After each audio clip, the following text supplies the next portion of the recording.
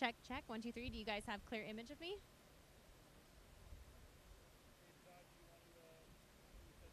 I can, yes, Dwayne, I can hear you perfectly, yeah. Bien, bien. Is it linking up?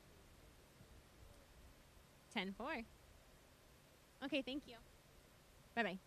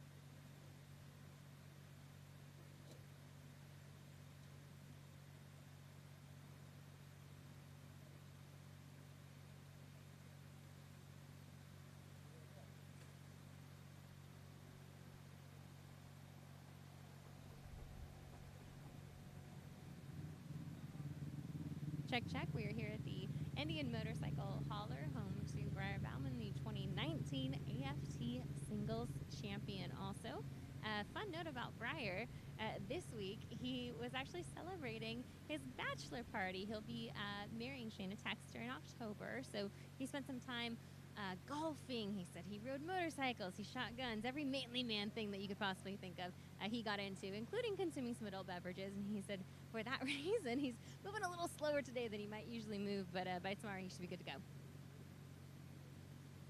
Yes, see?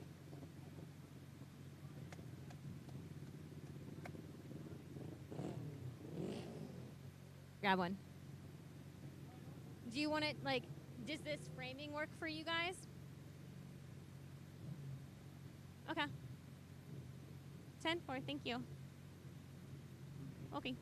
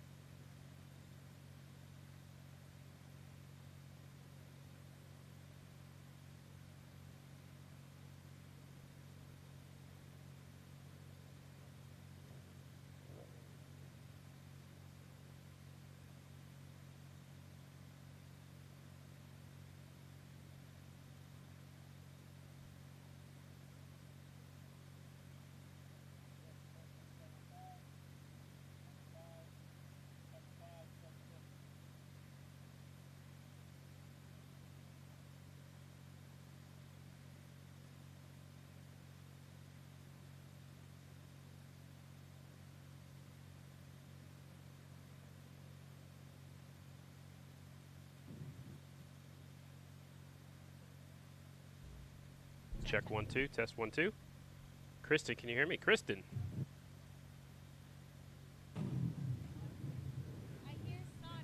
Hi, I Kristen. hear Scotty. Am Hi, I on now? Kristen. Okay, because when I first started talking, I was not on. Good. Yep.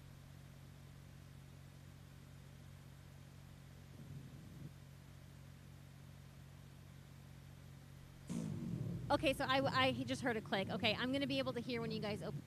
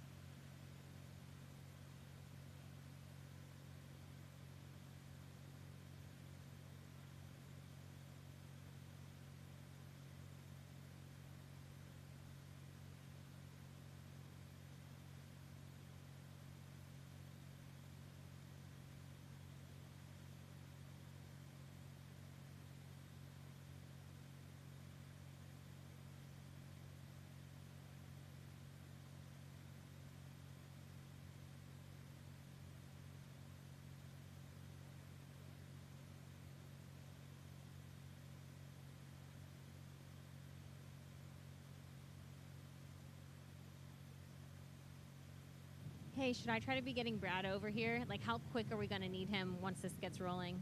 Should I have him staged right now? 4 minutes away? 4 minutes away? Okay, and then when do you think we'll take Brad? Okay.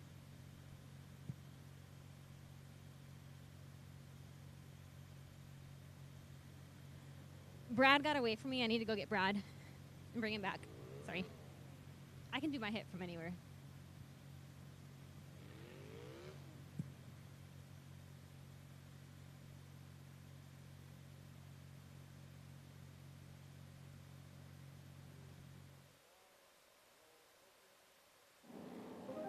The world's premier motorcycle international event.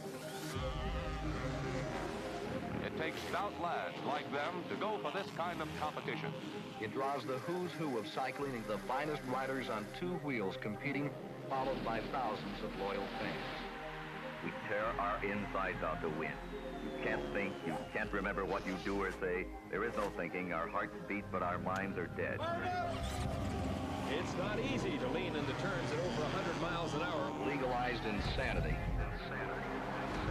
He's gonna score. What's it all add up to? The most thrilling spectator sport in America. It adds up to life itself. It adds up to the pain of losing and the thrill of winning. To race is to live.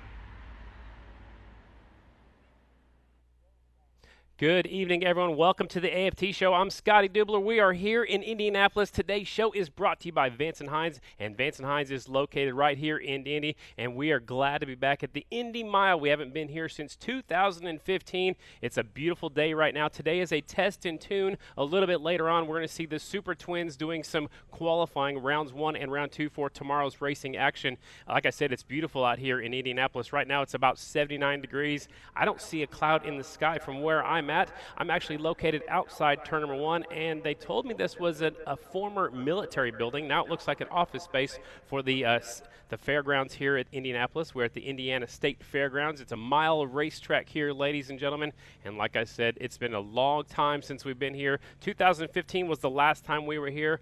Earlier today, we actually just wrapping up a few moments ago, we actually saw 3 different rounds of practice for all 3 classes. The AFT Production Twins class, the AFT Singles class presented by Russ Brown Motorcycle Attorneys, and the AFT Super Twins, the brand new class, and that class is presented by Vance Hines, just like today's show. Like I said, I'm Scotty Dubler. In a little bit, we'll bring in Kristen Beat. She'll be down there in the pit area, and we'll have 2 guests. And one of the guests you guys know really well because he's been my color commentator for the last couple of seasons. He was here with me in Volusia for rounds 1 and 2. He'll be up here in the booth with me tomorrow.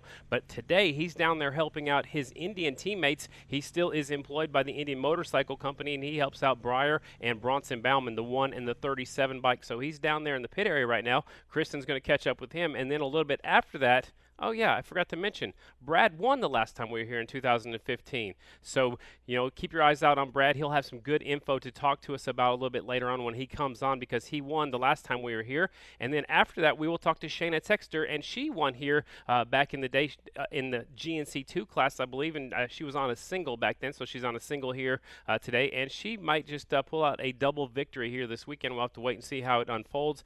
Through the practice session, she hasn't really set the world on fire just yet, but again, it's just practice. They're going out there, they're trying different things. Right now, the racetrack is running the very bottom of the racetrack. We know at Indy sometimes they go up the racetrack. It's been very sunny all day long, and it was sunny all day yesterday. There was thunderstorms here on Tuesday, so there was a lot of moisture on Tuesday. It looks like most of that moisture is gone. It's a little bit dry, slick right now, and a little bit of dust was out there, so they were out there with the water trucks and the street sweeper, and you can hear bikes are going by us right now. Like I said, I'm outside turn number 1, so they're coming towards me right here on the front straightaway. They pitch it left into turn number 1 and slide it sideways at about 120, 130 miles an hour. So I believe the Production Twins are back on the racetrack, and I have some notes here from just a little while ago from Production Twins qualifying round 2 and round 3. Let me pull this up here in front of me. So Corey Texter, our defending champ, the number 1 bike on the G&G Yamaha, is the fastest lap. Rispoli has the fastest lap. Corey Texter is second quick after round number 3.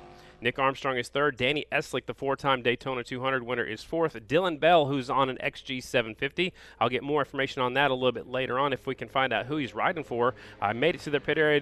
They were busy because it was the first time out on that bike, so I didn't get to talk to him very long. And then you also have Pat Buchanan, who's making his return to American Flat Track. He had a national number 75 back when I was racing, and he sat out for a long time. He rides a lot of ice racing in the winter. He's from Michigan, and he's got Barry Smith, who is Brian Smith's dad, turning the wrenches on that Kawasaki, and Pat Buchanan's timed in right now at 6th so far. Again, that's the riders that have been out there for for practice so far today. In the AFT singles class presented by Russ Brown Motorcycle Attorneys, Kevin Stallings, a local boy right here in Indianapolis, has the quickest lap in round number 3 with a 39.607.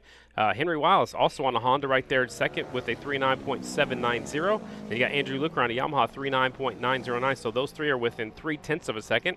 Just off of that time are the 2 KTMs. Ryan Wells on the Waters Auto Body KTM, 39.911, and Shayna Texter with a 39.948. So Shayna's up there about the 5th spot. And then the new news of the week, we just found out this yesterday, Michael Inderbitzen from Modesto, California, is now on the Richie Morris Racing American Honda. And he timed in at about the 6th spot right now so far in this third round of practice, 39.961. And then Brandon Kitchen, who's also very fast. He had a good showing. He's currently 5th in the point standings in the AFT singles class. He is currently 6th after that third round of practice with a 39.981. Let's talk about the Super Twins, the brand new AFT Super Twins class presented by Vance Hines. Brian Smith on top. 37.960, the only bike in the 37 bracket at 37 second range at all. 37.960 is the quick time. Bronson Bauman sitting second, 38.217. Sammy Halbert third on the 69 bike, 38.309. Brandon Price, 38.365. Then you got Brandon Robinson, 38.366, and Breyer, our defending champ back there in the 6th position, 38.401. And what I found interesting, too, is there was no times on Jered Meese. I looked at session number 2 and session number 3. No times for him. Maybe he's sitting out. They're going to have another qualifying session tomorrow. Maybe he's predicting the track will be a little bit different. He doesn't want to take a chance at falling off, or maybe take a chance at wearing out his Indian motorcycle. So no times on Meese right now. So that's what, I know I was going to get that question. Jered Meese is looking to go for 6 in a row. If he wins here tomorrow night and Saturday night, it'll be 6 Grand National victories in a row dating back to Minnesota Mile. Last year, he won the Minnesota Mile, and then he won the Meadowlands Mile. He starts off the Volusia 1 and 2 with half-mile victories. And so if Meese wins on Friday night and Saturday night, that will be 6 consecutive wins on the Grand National Circuit for American Flat Track. That will tie a record set back in the day by one of my heroes, Ricky Graham. So that's a little bit of what's going on right now. It's a test and tune day. A little bit later on, we'll have some qualifying for the brand new AFT Super Twins class presented by Vance Hines. Now let's go down into the pit area. My partner for the season for her 2nd year in a row, it's Kristen Beat. Kristen, what's happening down there? Scotty, well, I am sitting with one of your favorite friends, one of your co-hosts from the Fans' Choice show on Track Pass on NBC Sports Gold, Brad Baker, a legendary rider in the American Flat Track Series. And Brad, you have had success here, to say the least. I mean, it seems as though the paddock just really loves and enjoys this track. There's a romantic There is a nostalgia surrounding this track. What makes it so special to you as a rider? Yeah, they don't call it the legendary Indy Mile for no reason. I mean, it is an awesome racetrack to ride, to race. It's a lot of fun. And then just the history that goes back here, you know, all the way back to the 70s, I believe, maybe even the 60s. So many great racers that have put their name on the win list here is pretty incredible. And then, like I said, just to ride this racetrack in practice, I mean, it's usually some of the most fun you can have on a motorcycle ever. I mean, you're wide open, sideways, throwing rooster tails, and then usually it'll start to get a groove developed down low to where the guys will start having that draft battle that we see all so much on miles, where it's just a chess match all the way down to the last straightaway, the last corner, you know, the last lap. So it's it's just a lot of fun with the history. With, you know, we've had MotoGP here in the past, fair going on, and just world center of racing, you know, here in Indianapolis. So it's just a lot of fun for the racers. Hey, Brad, you mentioned this track being a chess match. I mean, when you talk in that manner, it makes it seem like a very mentally demanding track. In what ways does this track test you? Yeah, it really does test you mentally. I mean, both mentally and physically. But you know, sometimes there'll be 5, 6 guys, maybe even more, all in the lead group that are drafting back and forth. You know, in the lead group, trying to get themselves positioned where they need to be on the last lap, and usually have to be in the top 3 in that last lap to have a chance of being able to lead going to the stripe. So sometimes you want to lead coming off of 4 and think that you'd be able to get to the finish line first. Sometimes you want to be 3rd and use that draft to be able to get yourself by before the start-finish line. So you really just, all the laps leading up until those last couple laps, you're just trying different things, trying to see where you need to position yourself to be on that last lap to cross the finish line first. Particular, this track is Indy 2.0. It's so different than what we've seen in the past. It's exciting and it's new and it's challenging for these riders. They're trying to wrap their heads around what kind of setup they need for this track. What do you make of it, and how do you think it'll affect the racing? Yeah, it's a lot of racers here today. This is their first mile that they've ever raced on, and for everybody here today, it's the first mile they've raced on since the end of September last year. So a lot of these racers are really just working on getting themselves back in a rhythm on mile racing. And you know, it's a lot of bikes set up, you know, getting your gearing right, getting the suspension right, and then just hitting your marks and finding a way to be smooth and keep up your corner speed. So, you know, these guys definitely have a lot cut out for them to get up to speed here today. Hey, Brad, this is Scotty up in the booth. Can you describe to the fans watching at home what's different about this track? You know, we know Springfield is a quarter-mile straightaways, quarter-mile in each corner. This track seems like it has really long straightaways, but the dirt's a little bit different than maybe comparing it to Sacramento. So what is so different about this racetrack compared to the other mile tracks we go to? Yeah, you're absolutely right, Scotty. I mean, this mile is definitely more of a paperclip than, say, a lot of miles we go to, especially Springfield, to where you have to scrub off a lot more speed coming into the corners. So being able to get that drive, you know, the acceleration coming off the corner is a lot more crucial. So yeah, just the shape of the racetrack is one thing, and then the red sandy clay, you know, makes it pretty difficult as well, because when it gets down to a groove like this, anything right over that black line where the rubber is being laid down, it's like ice. I mean, it's like, think of polished concrete with sand on top of it. It's just very, very slick, so you're really just thread the needle trying to keep it on that black line, because anything off that, you know, you're going to be spinning and getting passed by a lot of riders. So, and it shapes up different every time we come here. You know, it's all, you know, influenced by the weather. Sometimes it'll rain all week and we'll get here and it could be, you know, a good 3-4 inch cushion where we're all the way up by the air fence and, like I said, throwing roosts everywhere. And then sometimes when it's a nice day like today, it'll develop that groove down on the bottom and be a completely different type of racing. So you really have to have your bag of tricks of all sorts when you come to the Indy Mile. That bag of tricks, what rider comes to mind for you? I mean, for me, it's always Jeffrey Carver when it talks about utilizing the track in unique ways. But for you, who do you think is going to be a standout rider here? You're definitely right about Jeffrey being a standout rider, always trying something different. He's always kind of trying to think outside the box of what's going to be a little bit better. So yeah, Jeffrey, I'd say, is definitely going to be good here this weekend. I think a couple riders are potentially trying to shift. I heard a couple out there that were trying to shift. So, like we were saying with this track being a paper clip where you have to slow down more in the corners to get that acceleration coming off, some riders might choose to try to shift to be able to get that extra acceleration. But you never can count out the number 9, Jered with Kenny Tolbert. I mean, those guys probably got the biggest bag of tricks out of them all, with Kenny's history in the sport. Then, of course, you got Breyer and Bronson Bauman down here at the Indian pit. Those guys with Dave Zanotti behind them that has several Grand National Championships to his credit. Those guys definitely have their race strategy down as well. But you really can't take at the premier level here. I mean, in the Super Twins, all those guys are good, and all of them have a lot of experience. So when it gets down to the singles riders, you can take riders like Mikey Rush and Shayna Texter, Henry Wiles, Chad Coase, Ryan Wells. Those riders have that experience to know to have those bag of tricks. So that's where, here on the miles, since we don't run a lot of these races, and you can't just go practice them anywhere. Think about a short track. These guys can go a short track anywhere and be able to practice on it. The only time that they get experience on a mile is when we're racing. So that's when age and experience comes into play. So yeah, these younger riders in the singles class definitely going to have to get up to speed and learn fast. Hey, Brad, what have you talked to? You talked to Bronson and Breyer. You're still teammates with them. You're like their rider coach. Have you talked to them? Have you told them any secrets today, or did you talk to them leading up to this race to how to plan for this weekend? Yeah, we definitely talked throughout the leading up to the race some. I mean, and then coming in here.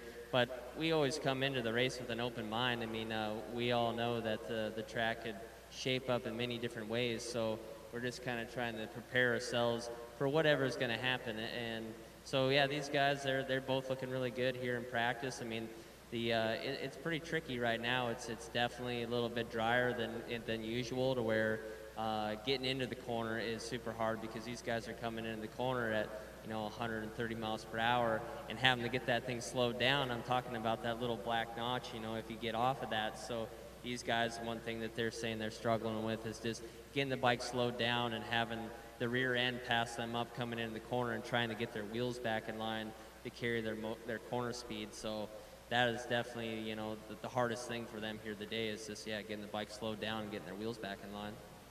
Brad, it's easy to talk about the Indians. I know, colors run deep, but as far as the Harley-Davidsons go, I mean, we've had conversations about if there was a track on the circuit to where we could expect the Harley-Davidson XG750 to be not only competitive but contend, it would be this track. And you've raced with Brian Smith before. What can we expect to see from him and the Harley-Davidson team?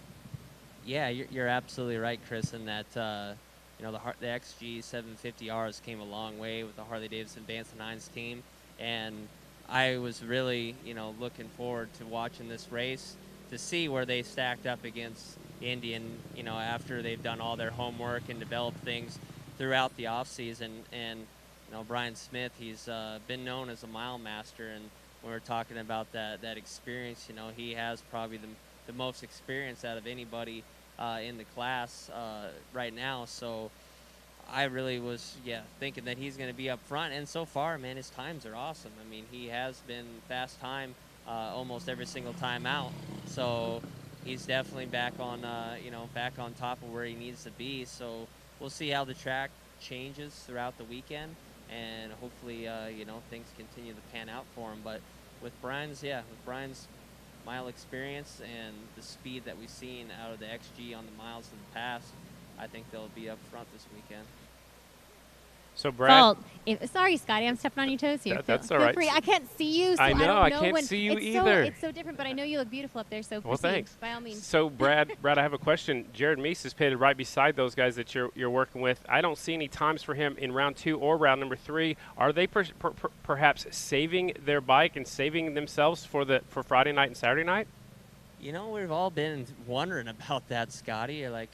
Thinking hey, what are his times like? I haven't talked to anybody that's maybe tried to get him on stopwatch. Maybe he's he's playing a little bit of a head game right now. It's like, hey, let's not try to show our cards right now, show what our speed is, because a lot of times when you're, when somebody's fast, they're like, okay, that's the cherry to go after. That's the baseline. He's setting the mark. So if these guys are, thinking that they have fast time, he could be fast time right now, and we don't know. So I'm a little bit puzzled why he's doing that as well. I mean, he's obviously been going out, but not with the transponder. So I think maybe it's just a little bit of mind games from the number 9 group right now. That's good stuff right there. I didn't realize. I didn't see him when they all went past here, so I didn't know if he was out there and didn't have a transponder or if he just chose not to go out there. So I didn't know he was out there. So that's good information. I did not realize that, Brad. Yeah, I didn't either.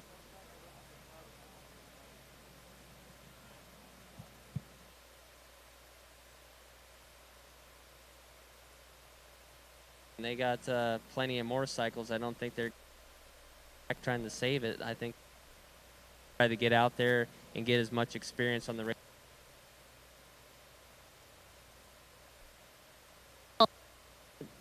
Check, check. Okay. Brad, I think we would be at fault if we didn't mention the Essence and Yamaha racing team. And earlier in the day, I spoke with JD Beach. He's won here before.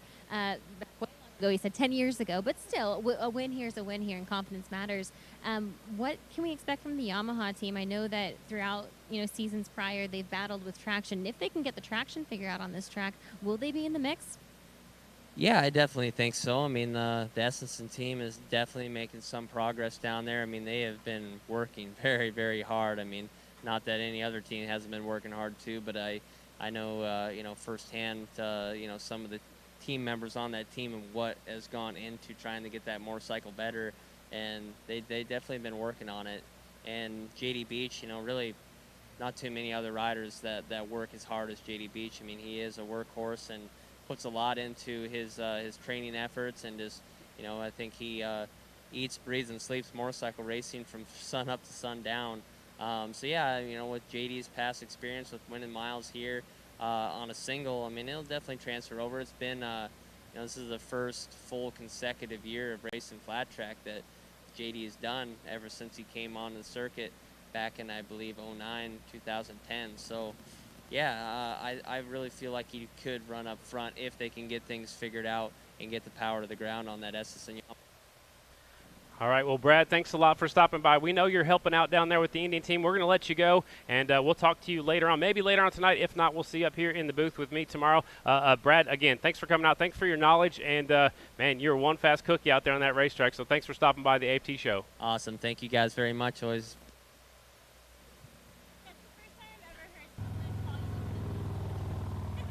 I think we've.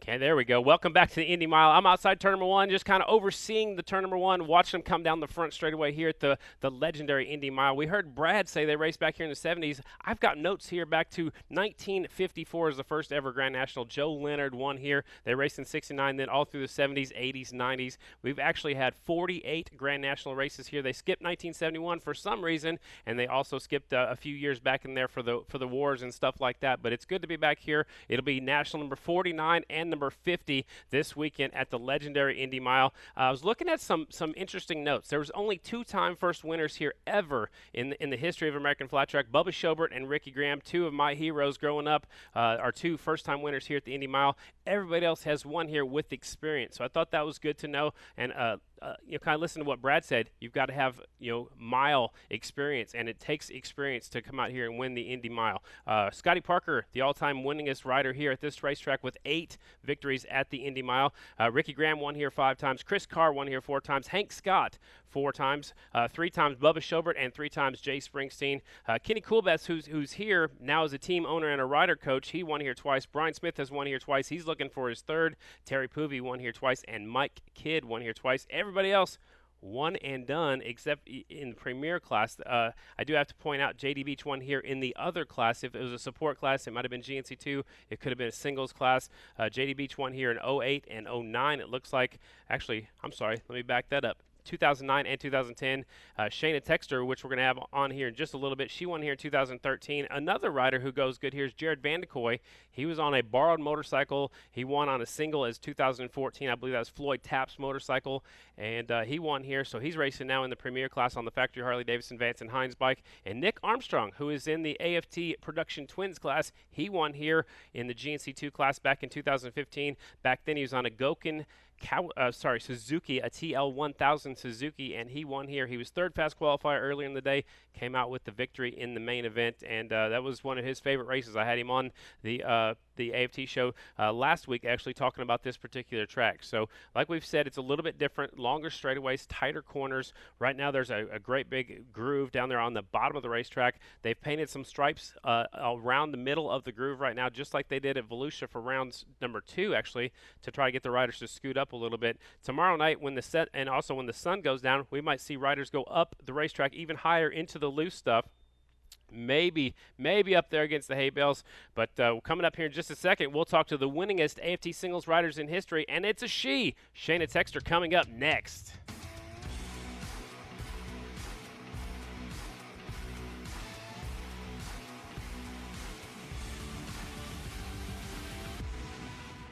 Check.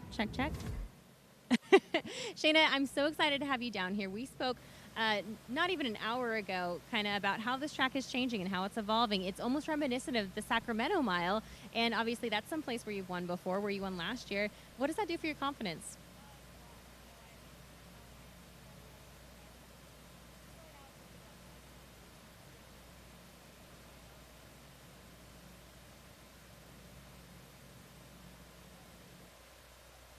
Thanks, Shayna. Technical issues today. Yeah, no, it definitely does a lot for the confidence, you know, obviously having so much success over the years on the mile tracks.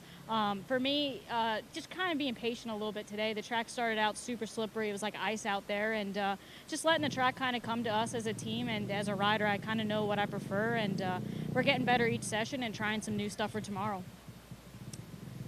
Being able to be one of the winningest riders on half miles, but also be so successful on the miles, I mean, what does it take for a rider to be successful on a track like this? A lot of patience, you know, especially being that our laps, we're going to be doing a lot more laps this weekend compared to years in the past. It's having a lot of patience out there, putting yourself in the right spot, and being in it at the end.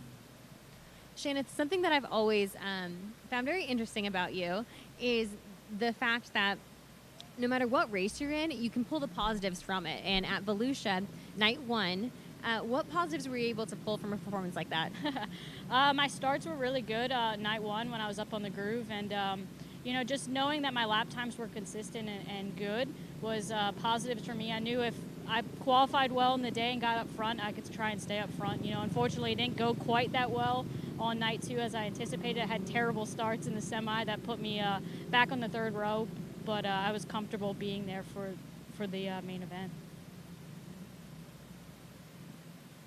Scotty, I heard you have a question for Shayna. I do. Shayna, are you working with anybody out there on the racetrack, or are you trying to get by yourself and get your own laps in there? On a mile, you know, you use a lot of drafting, but are you working by yourself right now during practice, or are you working with somebody out there on the racetrack? Yeah, right now, you know, it's just practice, so we're just out there honestly just feeling the draft out a little bit, just kind of letting the guys come to me as they come. And, you know, I got to draft a little bit with Henry and in the 3rd session, and that last session I was a little bit in a pack. So just feeling it out, but honestly, I'm just trying to set my bike up to be the best bike it can possibly be.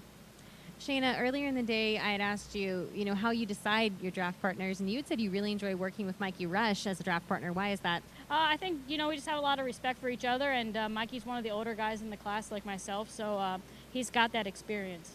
Shayna, are you even thinking about point standings right now, or are you thinking about race wins, or are you thinking about being consistent? What's going through your head? Heck yeah, I'm thinking about points. You know, I had to go eat dinner with the Aussie after Volusia, and I heard all about him being the points leader. But no, honestly, you know, it's a long season, and you know, I know what you got to do to win championships. I've came close, and you know, it's all about being consistent throughout the entire season. You have such a good support group around you. You have a great group of girls that you hang out with. You have a great support system at home with Breyer. This week, you got to kind of flip the switch a little bit and enjoy life. Obviously, you're getting married in October to Breyer Bauman, and you were able to do a normal life thing. You were able to have a bachelorette week. Tell me about that. Yeah, it's sometimes it's weird to be normal. Right? It's like, what do normal people do on the weekends? Because we go racing, and yeah, it was great to hang out with a bunch of my girlfriends. We went down to the beach, and I don't drink alcohol, so for me, I'm the boring one of the group. But I got a bunch of laughs out of them girls, and rented a kayak. I got to captain a pontoon boat, so that was some good times.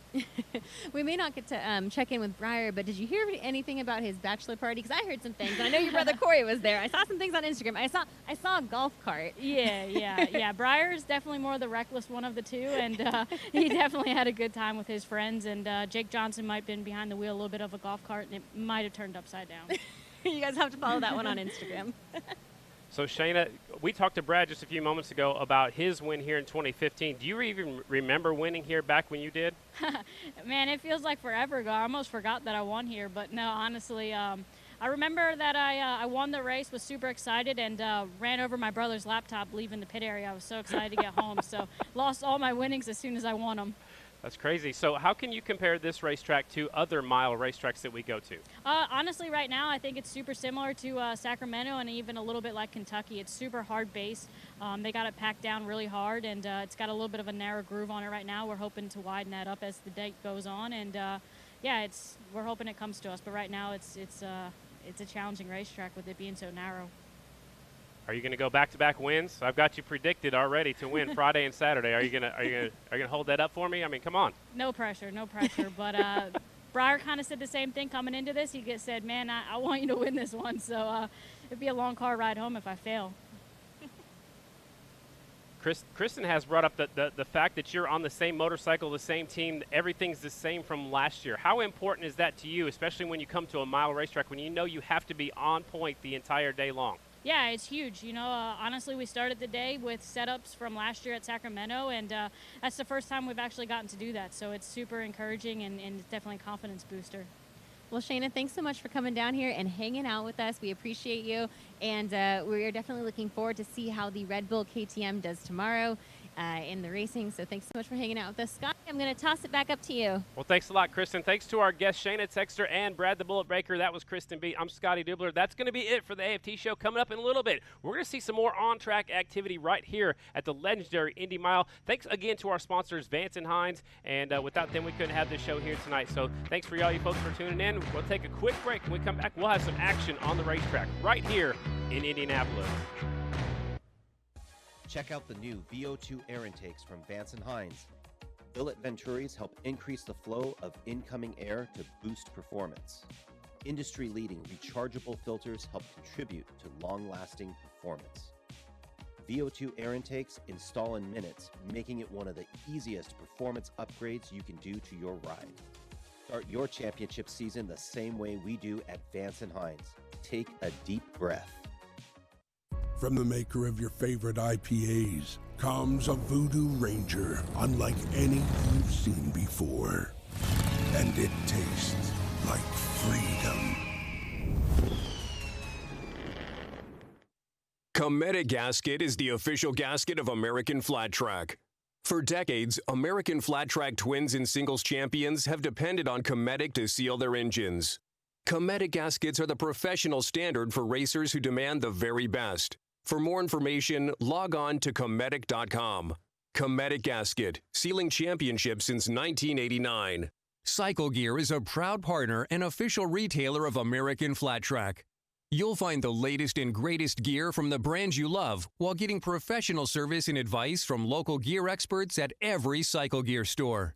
With over 140 stores nationwide, there's always a Cycle Gear just around the corner. Dunlop is proud to be the official tire of American Flat Track. No other tire company has won more championships than Dunlop. And what we learned from our investment in racing is rolled into our street tires, such as the Dunlop K180, a street-legal version of the aggressive DT3 flat track tire. Dunlop, the official tire of American Flat Track.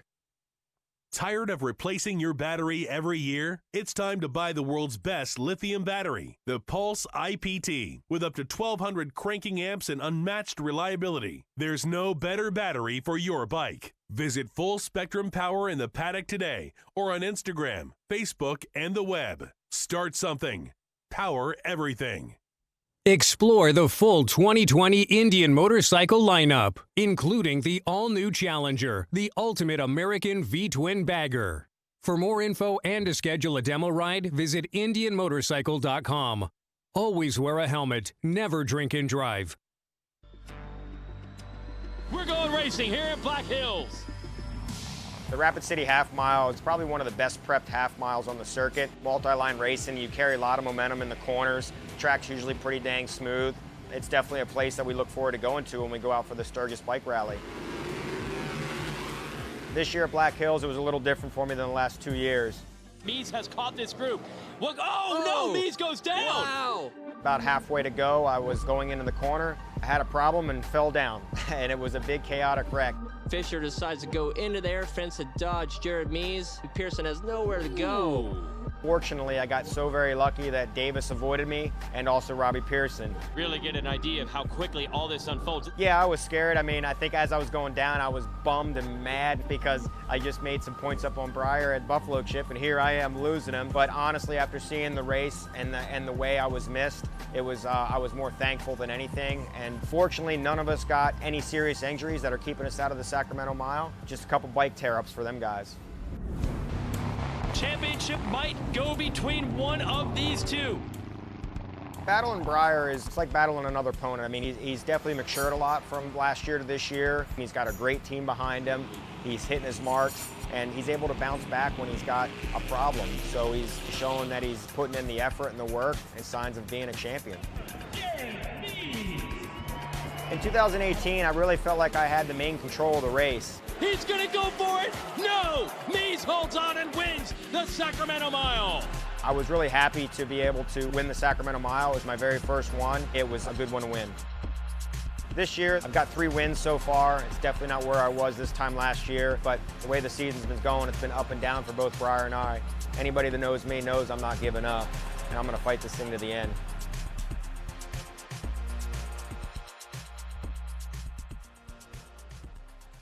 To promote your continued health and safety, public health experts recommend all guests and employees wear a face covering, maintain social distancing of 6 feet between you and other parties, clean your hands often with soap and water or with alcohol-based sanitizer. When coughing or sneezing, cover your mouth and nose. Seek medical attention if you're experiencing flu-like symptoms and avoid touching your eyes, nose, or mouth. Help keep each other safe. Please wash your hands for at least 20 seconds. Thank you for joining us for another exciting evening of American Flat Track. Russ Brown Motorcycle Attorneys are the original lawyers that ride and the top motorcycle accident team in the country. These guys are tough, experienced, and they will have your back. If you're injured in a motorcycle accident, don't fight the insurance companies alone. Call 1-800-4BIKERS for free legal advice. Remember, if you go down, call Russ Brown, Motorcycle Attorneys. Kicker Performance Audio is the official sound system of American Flat Track. Kicker's fully stocked line of products includes speakers, amplifiers, and subwoofers for your car and truck stereo systems, as well as those for your boat, side-by-side, and touring motorcycle. Kicker also makes Bluetooth outdoor speakers, over-ear headphones, and earbuds to pair with your favorite mobile device. To learn more or find a dealer, visit kicker.com. The rookies of '79 are former racers and champions of the sport who reunited in 2009 to form the official charity for American Flat Track. 10 years and over $1.7 million raised for our injured racers. Visit rookies79.com to see how you can help. Roof Systems of Dallas, Texas specializes in installing conventional built-up roofing, as well as thermoplastic and EPDM single-ply roofing systems. A proud supporter of flat track racing, Roof Systems is sponsoring 10 riders and is the official commercial roofing company of American Flat Track. You don't take greatness for granted, and neither should your gear. We are Torch Eyewear, and we design sunglasses for protection, performance, and chasing your passion. For more information, visit our website at torcheyewear.com and click on our free Home Try-On program. Brought to you by Yamaha and its best-in-class lineup of power sports vehicles. For more information on how you too can experience the pinnacle of performance both on and off-road, visit YamahaMotorsports.com.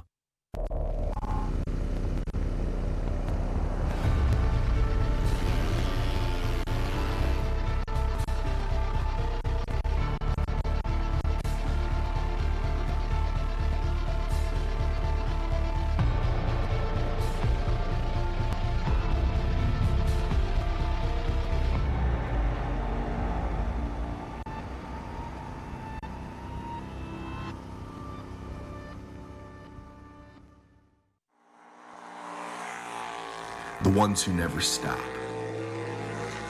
The ones who never quit. Round and around. We don't make the champions, but we do make the tires. We are Dunlop.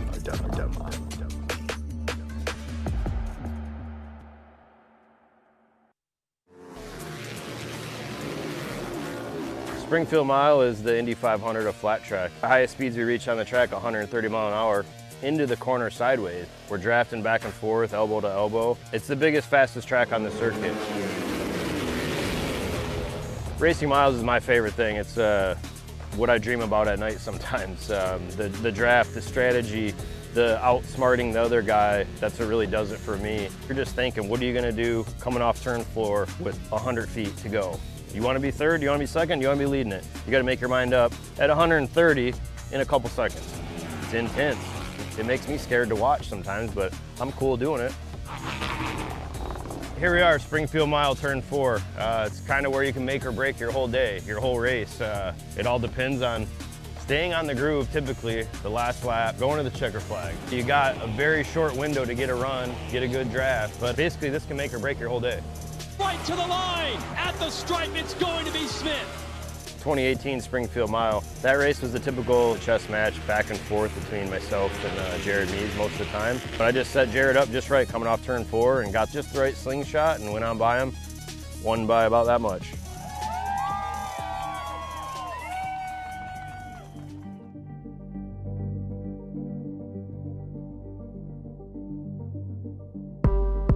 ...2019 for me has been a bummer. Basically, it's the best way to sum it up. It's been not so cool running in the back, running mid-pack. You know, I'm racing a Kawasaki against the Indians, which I wanted. It's just been hard to beat the Indians, harder than I thought it would be. So Ricky and the boys have gave me everything I've needed. We've tried different stuff, tested different stuff, reinvented the wheel about 10 times this season, and we keep getting closer and closer to a win, and been on the podium once, but I'm not happy. I want to get back up on the top step of the podium.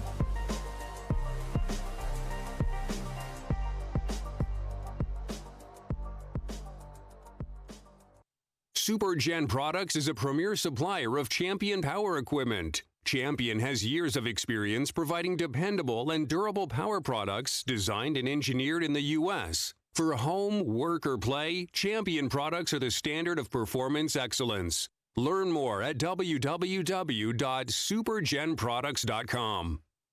Tom Duma Fine Jewelers is proud to be the official jeweler to American Flat Track, providing 3 custom championship rings for each class in 2020. TDFJ wants to be your jeweler. Check us out online for all your jewelry needs, from engagement rings to fashion jewelry to watches, in all price points to fit everyone's budget. Shop like a pro. Shop TDFJ.com.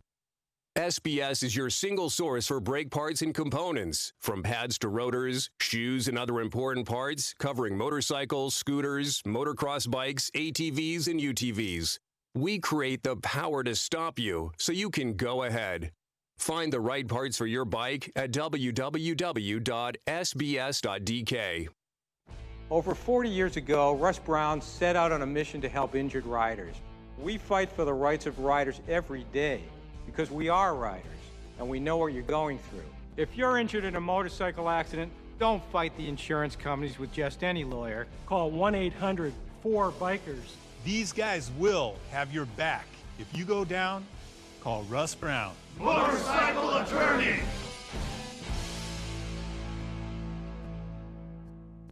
Welcome and thank you for joining us today. In accordance with CDC guidelines, we have enhanced sanitation procedures and implemented additional measures for social distance spacing and screening. Therefore, we strongly suggest that all guests wear a face mask, clean your hands often with soap and water or with alcohol-based sanitizer, and maintain social distancing of 6 feet between you and other parties. We appreciate your cooperation during this unprecedented time. Help keep each other healthy and safe. We're glad you're here with us for another great evening of American flat track racing.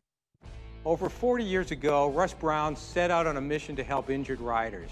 We fight for the rights of riders every day because we are riders and we know what you're going through. If you're injured in a motorcycle accident, don't fight the insurance companies with just any lawyer. Call 1-800-4BIKERS. These guys will have your back. If you go down, call Russ Brown. Motorcycle attorney!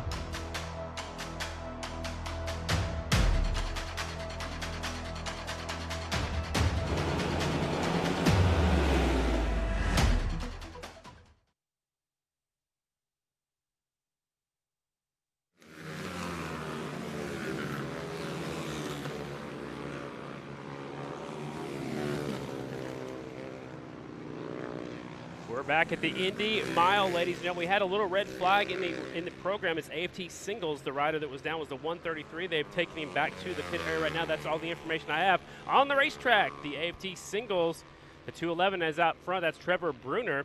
Bruner is from Aurora, Indiana. He's out there on the turn number 2. Coming off turn number 2, they'll draft down the back straightaway. I'm located actually inside of the building that is outside turn 1. There's a good look from up top from the grandstands as they go down the back straightaway. You can see that second place rider closing in on the leader. We're looking at the live timing and scoring right now, fastest in this session. This is just practice, ladies and gentlemen, for the AFT Singles. It's the 19 right now. James Ott has the quickest lap. Here they come off of 4. Now the 38. That's the Dean machine. Tanner Dean is going to lead him off of turn number 4 down the front straightaway. You can see the street sweeper has blown the looser stuff off the racetrack as they go off into turn number 1. 211 Bruner's out front. That's Cole Zabala right behind him on the 51 bike.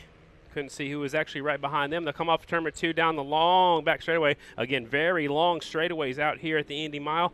Tight corners. Here comes the 51 swinging up the inside using the draft pass to go by the 211 of Bruner. Bruner's an up-and-comer. Like I said, he's from Indiana. He's been impressing me the last couple of years. He's made the move up to the pro ranks now. He's got 211, and he's right there behind Zabala on the 51. So Illinois and Indiana right there, first and second off of turn number 4, coming on the front straightaway, coming towards home. Here they come. Zabala out in front, Bruner right behind him. There's the 44, Cameron Smith. Smith had a good showing just a little bit earlier today out there on the 44 bike in round 2 of practice. He was 4th quick. Cam Smith on the Honda. One of the up-and-comers, maybe one of the rising stars we'll have to keep an eye on. 51's broken away a little bit. Now here comes the 211. I didn't even see him behind the 51. Now here comes Stallings, the 99. That's the Roof Systems of Dallas, Texas rider, 99. Kevin Stallings from right here in Indianapolis, Indiana. He is going to be strong here this weekend. He's only got a single to ride here this weekend. The Production Twins motorcycle was not quite ready to go as the white flag comes out here in this practice session. No fans are allowed in the grandstands today, just people in the infield.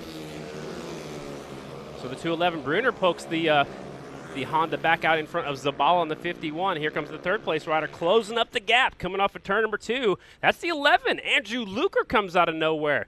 The 11 bike Luker on the Yamaha. Look at him swerving in and out. Here comes Stallings. They're 4 wide. Just for a second. Going into turn number 3. One rider slips off the groove just a little bit. I believe that might be the 11 of Andrew Luker. That's the Kieran Rackley Racing. Oh, the second place rider got sideways coming off of 4. It looked like his right foot came off the foot peg. Here they come, drag racing to the start-finish line. Look at that. This is just practice, ladies and gentlemen. Out here it's the test and tune night. Hope everybody enjoyed the AFT show a little earlier today. Got to hear some insight from the Bullet, Brad Baker, and Shayna Texter, 2 former winners out here at the Indy Mile. So the checkered flag is out. They're just taking that cool down lap. A little bit of a head shake right there by the 211. We'll look at the leaderboard. 94, Ryan Wells, the Waters Auto Body KTM, goes to the top spot. Michael Inderbitzen, he made the move over to Richie Morris Racing earlier this week, is right behind him by 0.005 seconds. That is so close. That's just a blink of an eye. So it's Wells in the top spot here in this round, 39.729. Inderbitzen currently second. Andrew Luker is third. James Ott now fourth. Henry Wiles is fifth. Brandon Kitchen, Mikey Rush, Chad Coase, Kevin Stallings ninth, and Dallas Daniels is in 10th. That is AFT Singles. That might be it. AFT Singles, that might be it for that group. We'll have to take a look at what's going on here. I'm looking at the app on my phone, actually, so we can follow along with what's happening on the racetrack. Up next is scheduled for AFT Super Twins practice, their 4th round. And then they'll have a little bit of a break in the action. They'll come back for 2 qualifying rounds here today, as here they come rolling onto the racetrack.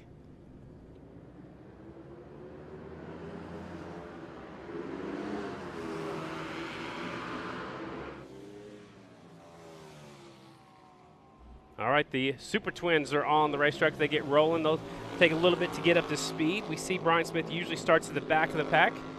There goes the one at the very tail of the field, and there's the 79, Dalton Gauthier. He's way at the back. There's the 9, Jered Meese. So I didn't have any times for him for the the second or third session, but I heard he was out there, so he might not have his transponder on there. Might be playing some head games is what Brad Baker is thinking. Here they come off of 4 on the front straightaway. Coming towards turn number 1, the 9 bike out in front. 5-time champion in the Super Twins class. Sammy Halbert right behind him, a former winner out here. Meese has never won out here at this racetrack. I know he wants to check that off of his bucket list for sure. So again, Super Twins are on the racetrack. There's Meese going into turn number 3. Gets a little bit sideways going into turn number 3. There's Sammy Halbert. They got a big gap back to the 44, Brandon Lee Robinson. There's the 37, Bronson Bauman right behind him. It's Brandon Price, the 92 bike. Brandon Price looking pretty strong here today. After that 3rd round, he was up there in the 2nd round, he was a little bit stronger. Actually, I'm sorry, the 3rd round, he was up there in the 4th spot. Brandon Price on the Indian motorcycle. 37 Bronson Bauman. There's 67 Davis Fisher right in front of the 92 of Brandon Price. 95 J.D. Beach is out there, former winner out here. He's actually won 2 times at the Indy Mile, and that was in 2009 and 2010. Taking a look back down the back straightaway, 44 Robinson. He's got a little bit of a gap back to the 37 Bronson Bauman. Bronson on the 37 bike, factory Indian motorcycle. On the front straightaway now going into 1. There is Meese, a little bit of a gap back to the 69 of Halbert. Let's look at the timing right now. Oh, Meese is getting times now recorded, so he was maybe playing a little bit. Sammy Halbert has the quickest lap in this session, 38.370 for Sammy. Jered Meese currently second, 38.477. Brandon Price third, 38.484. Davis Fisher is 4th, and Briar Bauman is 5th. This is just practice, ladies and gentlemen. It's the AFT Super Twins presented by Vance Hines.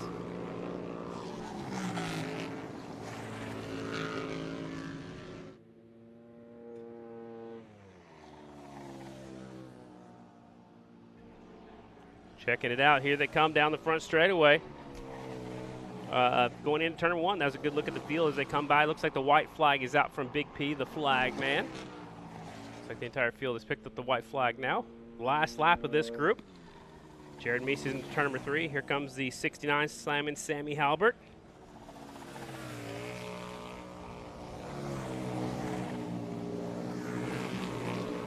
Everybody's a little bit sorted out. Looks like Meese is going to bring him off of turn number 4 out here at the Indy Mile. Checkered flag is out. There is Meese taking the checkered. 38.275 for Jered Meese. Now to the top spot. Sammy Halbert is second. Brandon Robinson third. Bronson Bauman 4th so far. They're getting updated as they go by, but this time Meese wasn't playing around and had his transponder on the bike. So Meese, there it is, 38.275, has the quickest lap in this session. They take that cool down lap. They actually come off and onto the racetrack about partway down the front straightaway. They are pitting in the infield section here at the Indy Mile. There are 2 groups of Super Twins. Up next, we'll have the 4, Brian Smith, the 11, Andrew Luker, 12 is Jay Maloney, 20 bike is Jered VandeKooi, 23, Jeffrey Carver Jr., 27, Robbie Bugs Pearson, 36, Colby Carlisle, 62, Dan Bromley, and the 72, that is Larry Pegram.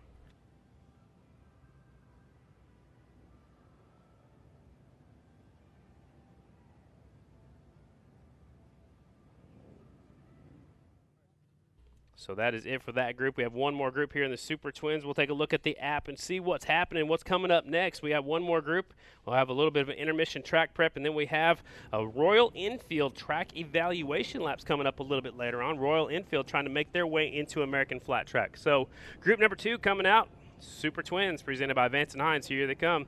There's Captain Chaos, the 20 bike, Jered VandeKooi, factory Harley-Davidson Vance Hines rider. Vance Hines located right here in Indianapolis. I know they want a good showing. There's the 27 of Pearson, the 23 of Jeffrey Carver, 62 Dan Bromley, 11 of Luker, 36 Colby Carlisle. Keep your eyes on the 4 bike. He likes going at the back of the pack. They call him the Mile Master. There's the 12 of Maloney, the 72 of Larry Pegram, waiting for the 4 bike, and here he comes. Keep your eyes on the 4 bike. He's at the back of the pack. Brian Smith, he's been fastest through session 3 and 2 earlier today. This is session number 4 of practice for the Super Twins. So the 4 bike has the quickest laps we have seen here today. Will he back that up in this round? Track's a little bit different now than it was earlier. VandeKooi takes him into 1. Bugs Pearson right behind him. Jeffrey Carver, we heard him shifting the motorcycle earlier today. He was actually downshifting, going into the corners to help slow him down, and then upshifting, coming off the corners to pull down that long straightaway. So he's doing it on both ends of the racetrack. 12 of Maloney right there.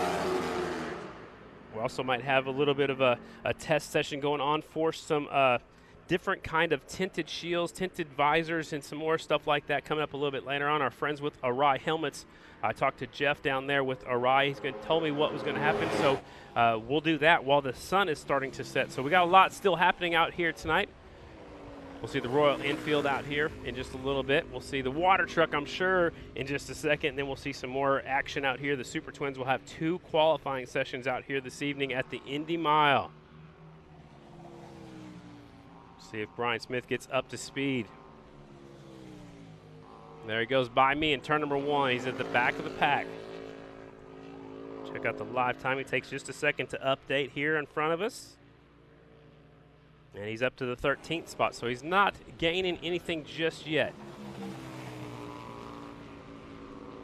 VandeKooi's got all kinds of company in turn number 1. Robbie Pearson's right there on the back tire. The 20 bike, the black and orange Harley-Davidson colors. Right behind him is the RJ Performance Indian motorcycle, the 27 of Bugs Pearson. Watching the front straightaway, there is some of the riders. Here comes a couple more coming off of turn number 4. Looks like the camera's looking for Smith. That's going to be the 72 of Pegram and the 12 right there. Actually, that might have been the 79. Hard to see when they go by blazing fast across here. That's the 4 by Brian Smith going by the 12 of Jay Maloney. Maloney gets out of the way.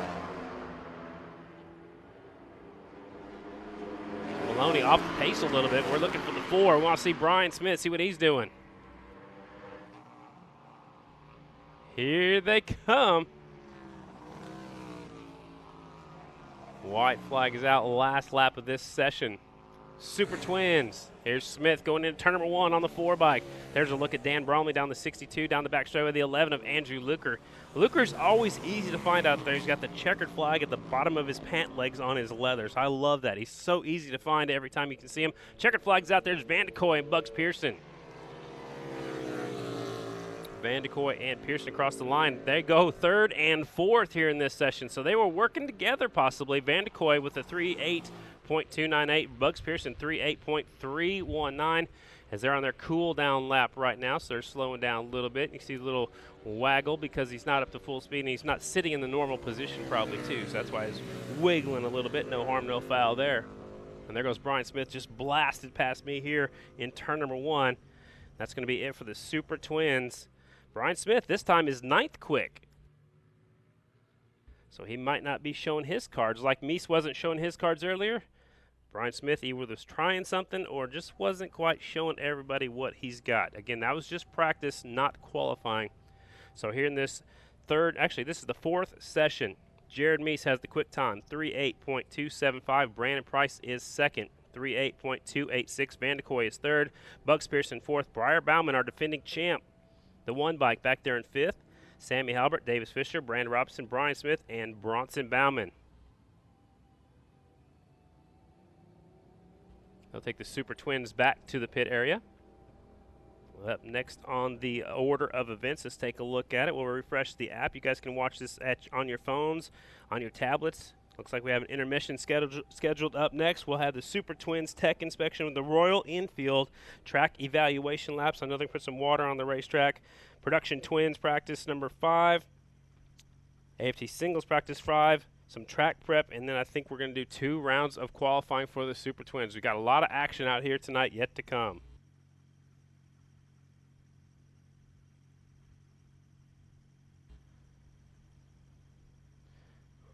All right, we're going to take a quick break. When we come back, we'll figure out what's going on the racetrack. Super Twins tech inspection, Royal Enfield track evaluation. We'll be back. To ensure the safety of our guests, our employees, the riders, and their teams, here are the specific measures we're taking for today's event. Total capacity for today's event is limited to help enforce social distancing. Guests and employees are required to pass through temperature checks upon arrival. We've also placed signage throughout the facility to help you follow social distancing guidelines. We'll be continuously and thoroughly cleaning and disinfecting all restrooms and high-touch surfaces. We're offering cashless payments across the facility. For guests who may need an accommodation in order to comply with any facility rules and/or protocols, please visit the main ticket booth. We appreciate your cooperation during this unprecedented time. Help keep each other healthy and safe. We hope you enjoyed today's race. Over 40 years ago, Russ Brown set out on a mission to help injured riders. We fight for the rights of riders every day because we are riders and we know what you're going through. If you're injured in a motorcycle accident, don't fight the insurance companies with just any lawyer. Call 1-800-4BIKERS. These guys will have your back. If you go down, call Russ Brown. Motorcycle attorney!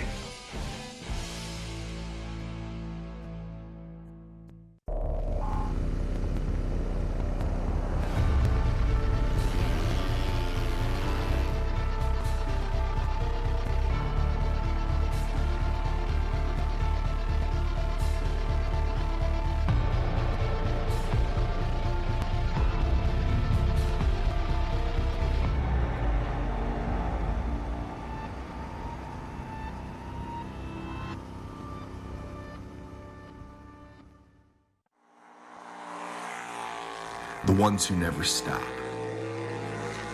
The ones who never quit. Around and around. We don't make the champions, but we do make the tires. We are Dunlop.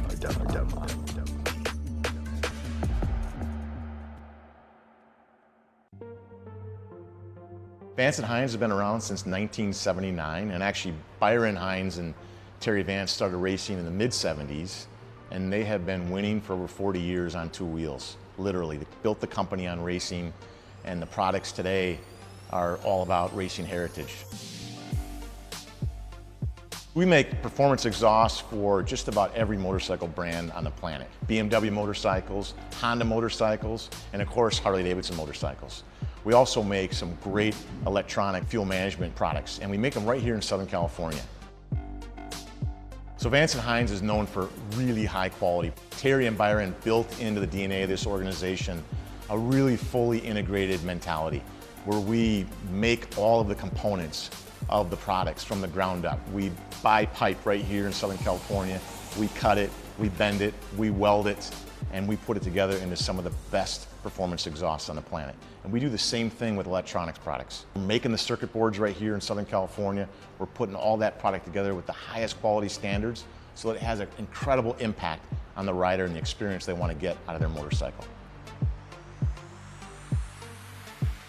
Vance and Hines has had a long-standing relationship with Harley-Davidson. They've been running Harley's factory racing program since the year 2000. And obviously they make a lot of products that fit a lot of great Harley-Davidson motorcycles, so customers know about that. And so the relationship between Vance Hines and Harley-Davidson is a real natural fit. Vance Hines has been racing two wheels for over 40 years. And I mean, literally, our organization, every weekend of the year almost, is gearing up for a race. It's in our blood. It's in our engineering community. It's in our product development community.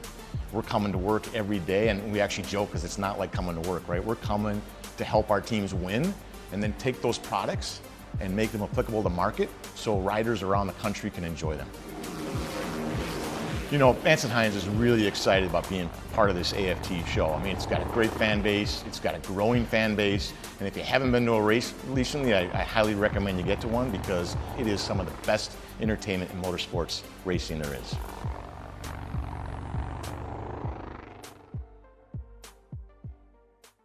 Tom Duma Fine Jewelers is proud to be the official jeweler to American Flat Track, providing 3 custom championship rings for each class in 2020. TDFJ wants to be your jeweler. Check us out online for all your jewelry needs, from engagement rings to fashion jewelry to watches, in all price points to fit everyone's budget. Shop like a pro. Shop TDFJ.com.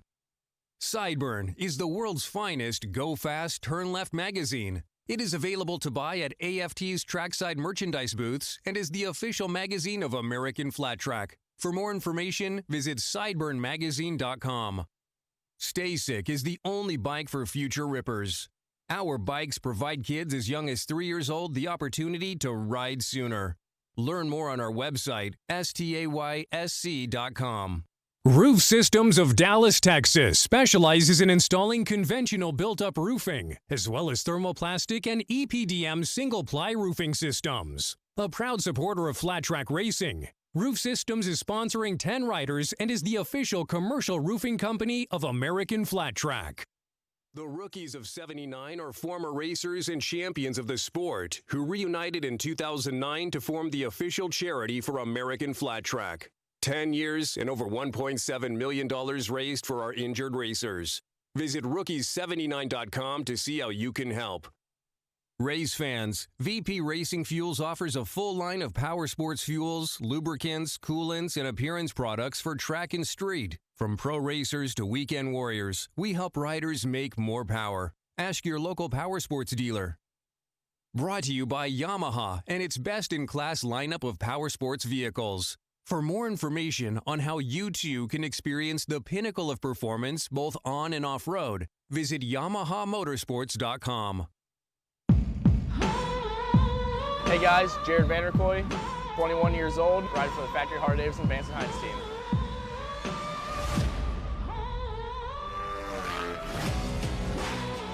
I've been racing motorcycles ever since I was 10 years old. Started riding when I was 3, but then started taking it serious up until I was 10. The sport of flat track in general is, crazy. 100 mile an hour, bar banging action, people are getting sprayed, roosted, bucked around on their motorcycle. It's definitely a thrill. You gotta get out here and see it in person. The prestige of riding for the factory Harley team is awesome because growing up, you looked up to those guys, the Scotty Parker, the Jay Springsteen, and now to say you're one of those guys, I still don't believe it. The team and I work very well together, and it's very motivating to me to be able to talk to those guys on a personal level and understand each other on race day to make the changes that we need to go to the front. Oh! VandeKooi goes down. They say they call me Captain Chaos, but I feel like I'm a pretty conservative rider. I do get a little Western sometimes, so you gotta take it easy, but sometimes you gotta know when to hang it out. When you're out there racing, you're trying to find that edge, you're pushing your limits, what your bike's capable of, what you're capable of, and what the track's capable of. So you gotta find the edge at all 3 of those and somehow put it together. It's very difficult, definitely, if you're struggling that day, you're not in it mentally or physically or whatever the deal is. So it's on those days and making it the best is what I strive for. My 2019 season, I couldn't ask for more as far as, the strides that the Harley team has made this year. We've been working every weekend. We've got 4 fourths this year in 2019, so we've been so close to the box out of 2 of those. It's crazy, and I've never stepped foot on the box in this class, so that's something we're striving for.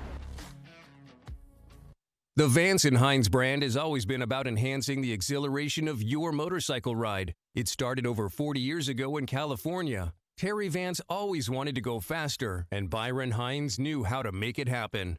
Today, Vance and Hines makes bikes go faster on the racetrack and makes great performance products for riders. See the full selection of Vance and Hines exhaust, VO2 air intake system, and fuel pack FP3 products at a retailer near you. Russ Brown Motorcycle Attorneys are the original lawyers that ride and the top motorcycle accident team in the country. These guys are tough, experienced, and they will have your back. If you're injured in a motorcycle accident, don't fight the insurance companies alone. Call 1-800-4BIKERS for free legal advice. Remember, if you go down, call Russ Brown Motorcycle Attorneys.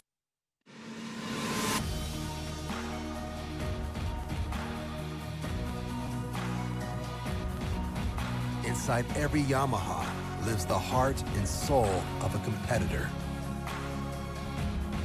The DNA of a champion. When you ride with us, it revs your heart and becomes a part of you too.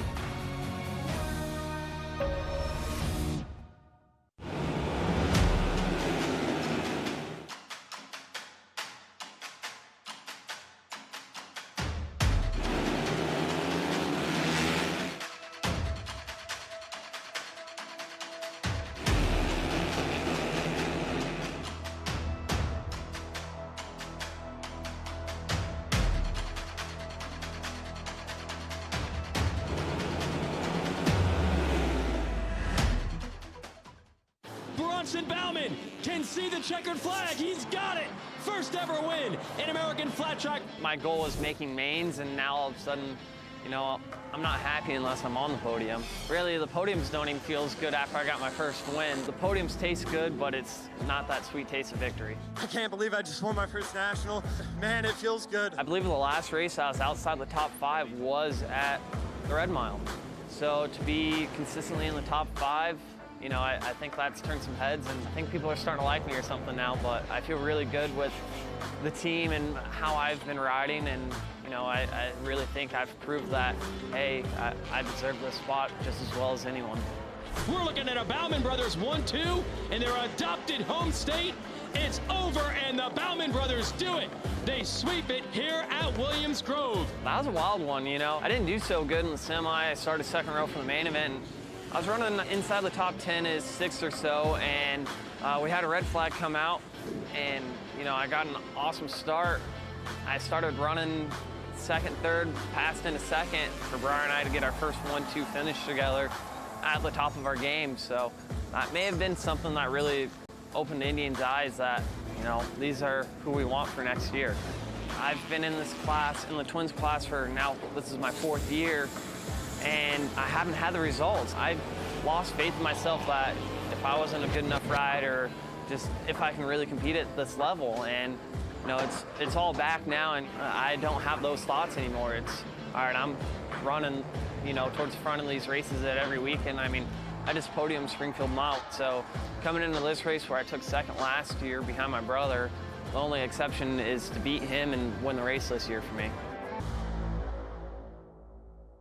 For our event this weekend, we have taken enhanced health and safety measures for you, our other guests, and staff members. At our open merchandise and concession locations, contactless forms of payment are now accepted, and hand sanitizer, directional signage, social distancing signage, and on-site attendants will remain nearby to sanitize these areas throughout the event. Enjoy today's race.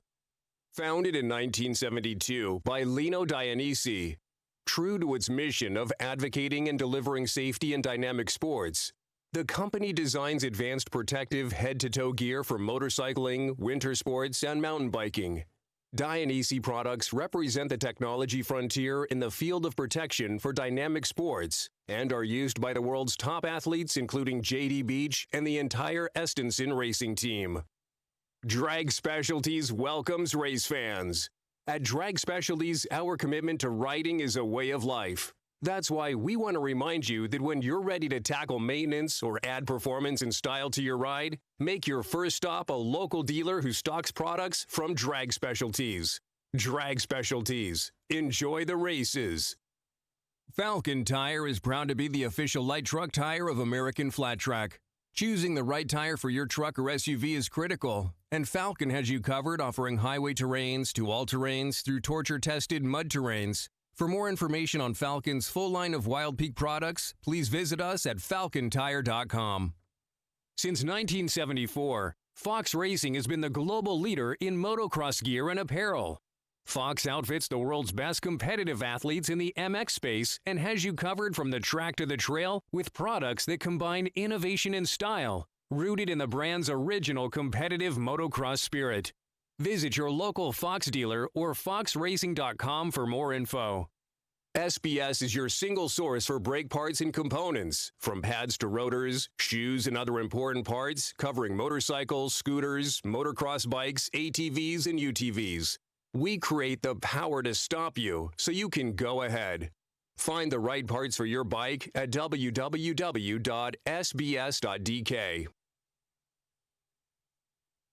KTM, ready to race.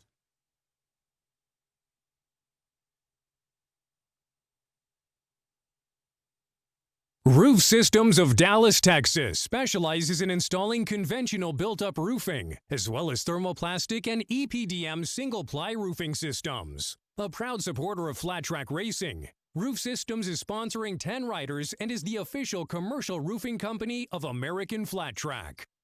Whelen designs and manufactures reliable and powerful warning lights, white illumination lighting, sirens, controllers, and high-powered warning systems for various industries worldwide. Every part of every Whelen product is proudly designed and manufactured in America. On the road, in the air, and around the world, Whelen is trusted to be seen, trusted to be heard, trusted to perform.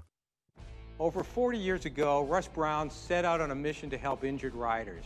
We fight for the rights of riders every day, because we are riders, and we know what you're going through. If you're injured in a motorcycle accident, don't fight the insurance companies with just any lawyer. Call 1-800-4BIKERS. These guys will have your back. If you go down, call Russ Brown. Motorcycle attorney!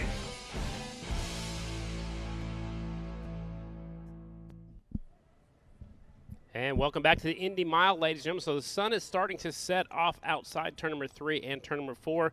And in just a few moments, they're going to send a couple of riders out. And actually, they're rolling onto the racetrack right now, coming out of the pit area.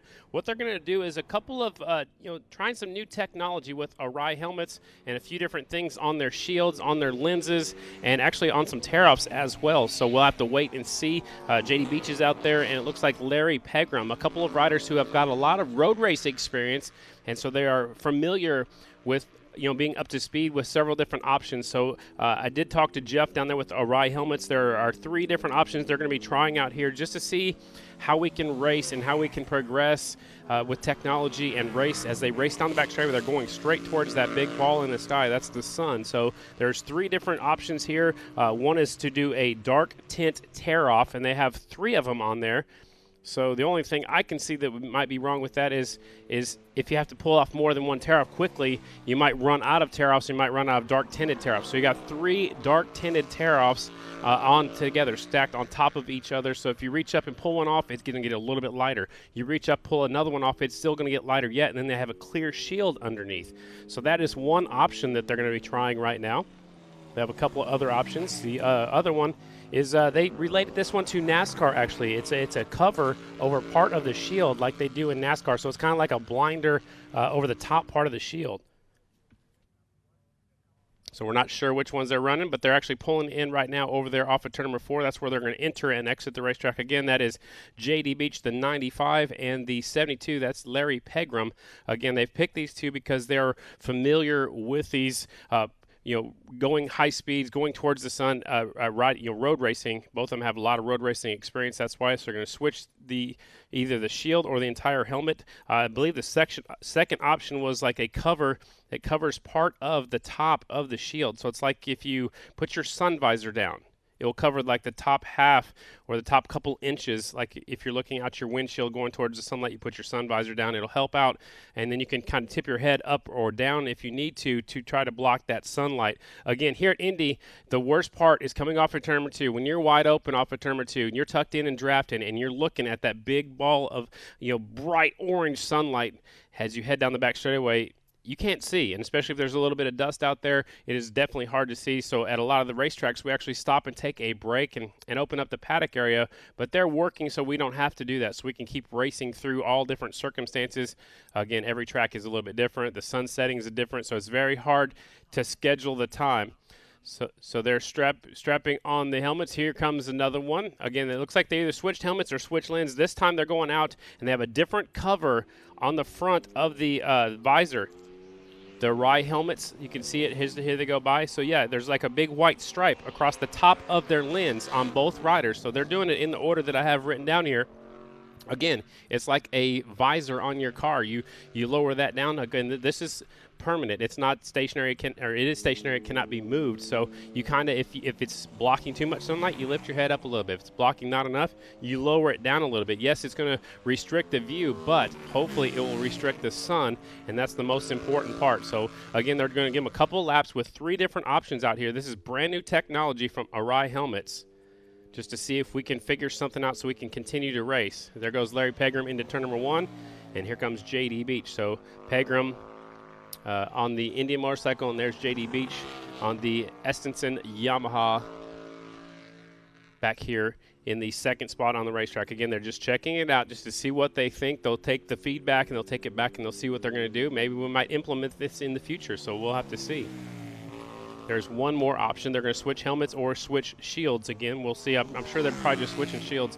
Arai helmets has a real quick release. You can take that shield off and put another one right on and go right back out. So, yeah, they're pulling off of the racetrack this time. The third and final one they're going to do is a half-tinted shield. So this is like what I do when I get a new vehicle. You tint like the top 6 inches of the windshield with dark tint. So they're going to tint like the top half of the visor on these helmets. The shield, I should say, they don't have visors, so you tint the top half of it or so with limo tint. So it's as dark tint as you can get legally. That's what I was told anyway. And so you put that on about half of the shield, and then they put tear-offs on top of that just in case you have to reach up and pull a tear-off. And if you're not familiar with what a tear-off is, it's a real thin piece of plastic. You can reach up usually with your left hand. Every once in a while somebody will try with the right hand, but then you got to let go of the throttle, so it doesn't make much sense. But you use the left hand, reach up and grab a tear-off. They usually do it on the straightaways, unless you're at a place like Lima when you're getting blasted with a bunch of rocks and dust and dirt.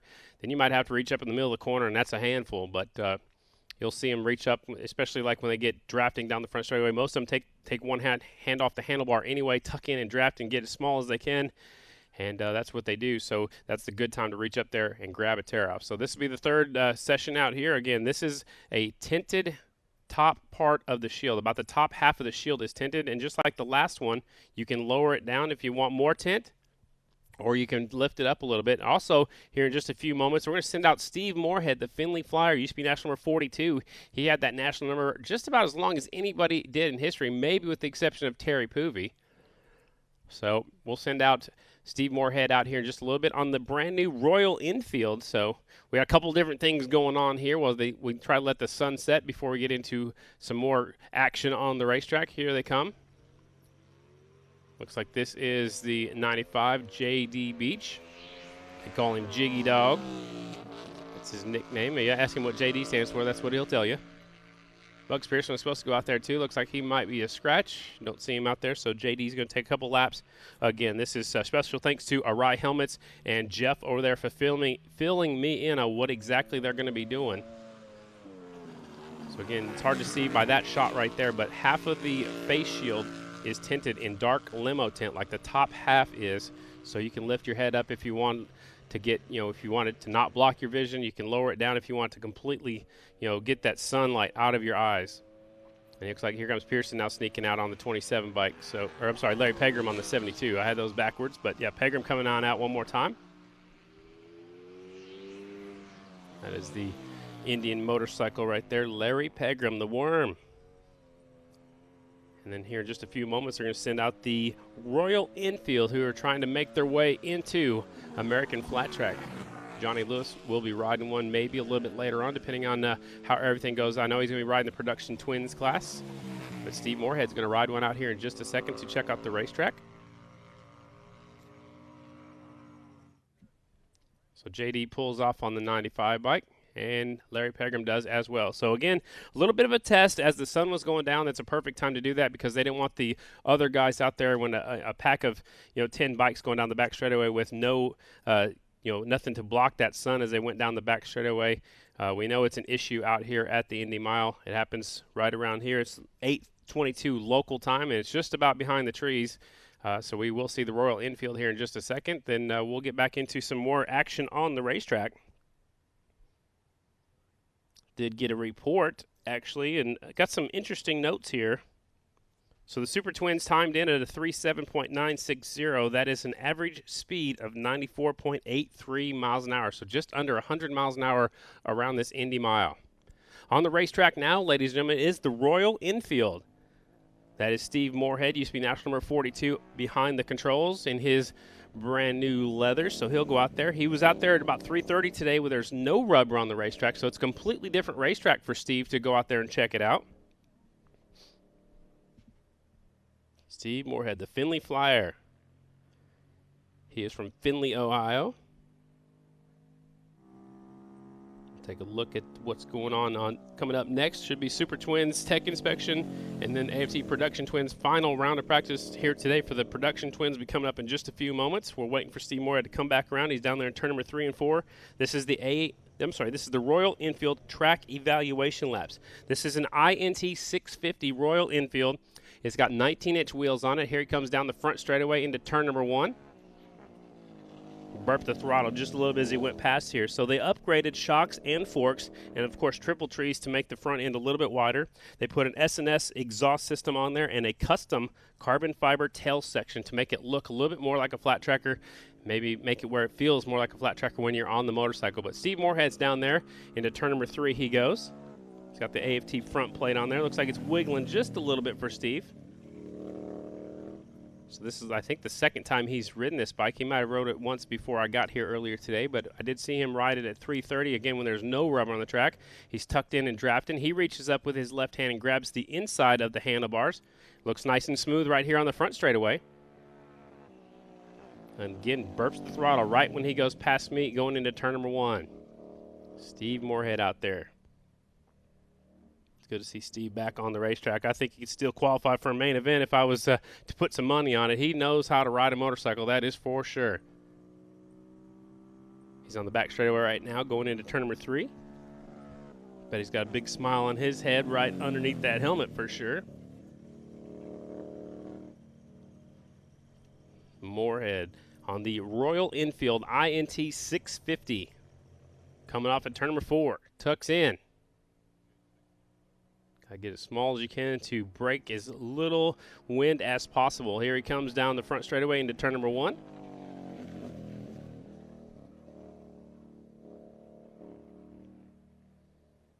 Having some fun out there. Again, this is the Royal Infield INT 650.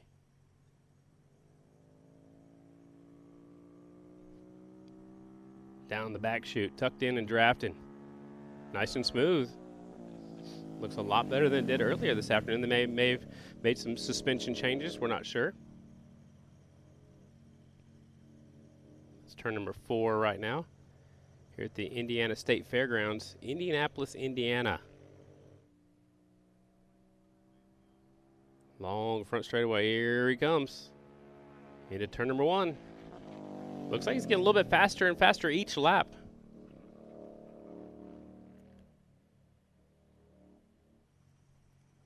In turn number 2, off of turn number 2, on the back straightaway. Got the AFT front number plate, again, tucked in as small as he can get. Looks like he's going so fast, he's got part of his leathers coming off that left side. He's breaking his leathers, he's going so fast. Here he comes into turn number 4. The Findlay Flyer, Steve Morehead. Tucked in. Big P is out there with the checkered flag.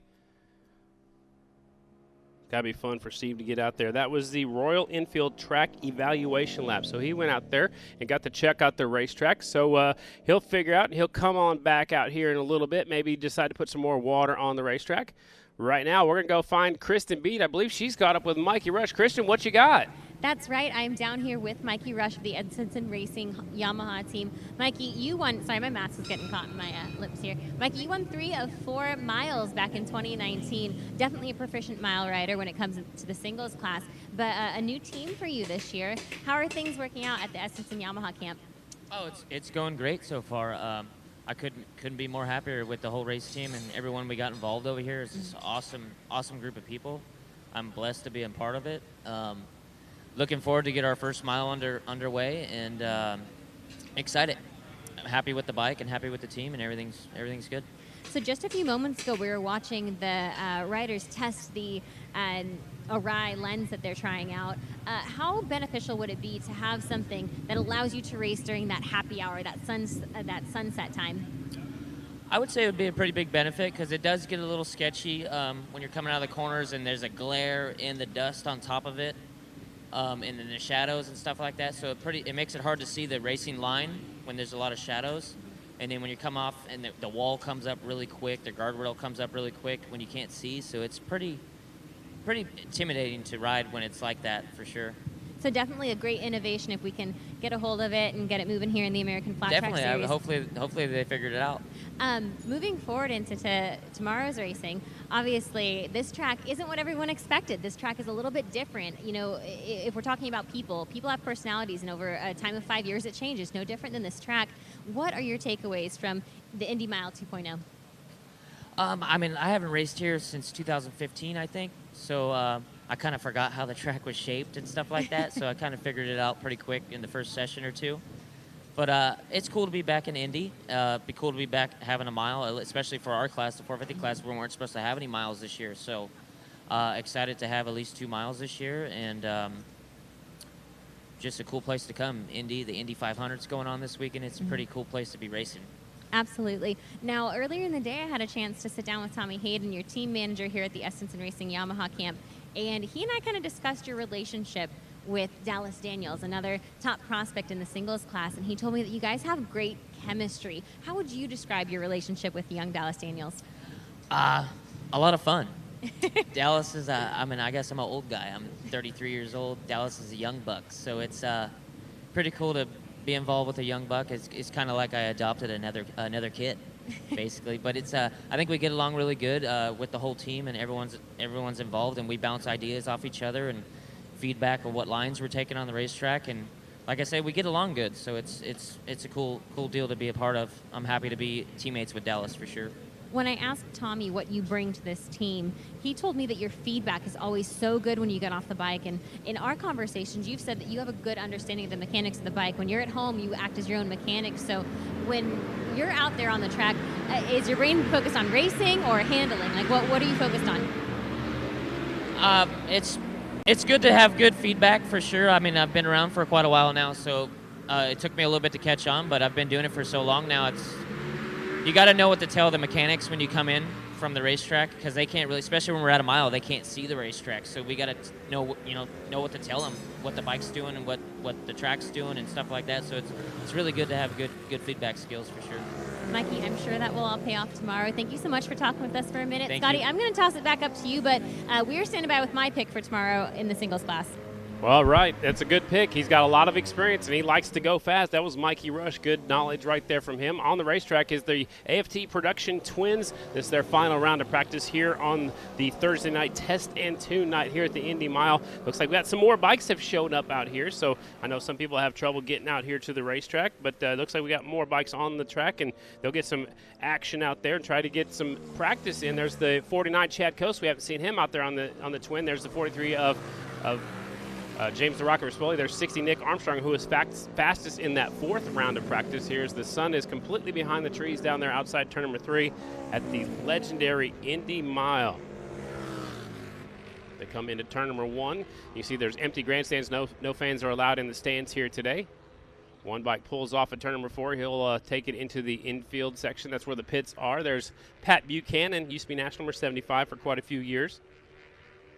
There's a good look at the 49. That's the California kid, Chad Coase. He'll take him down the back straight away on the XG 750. Behind him is the 43. That's James the Rocket Rispoli. There's Nick Armstrong, the 60 bike. Looking for the 175. There's Pat Buchanan, who I just spoke of. He's from up in Michigan. He's riding the Kawasaki that is tuned here today by Barry Smith. That is Brian Smith's dad. There's a look at the one bike, our defending champ, Corey Texter. Everybody coming down the long front straightaway. Lights are on out here at the Indy Mile.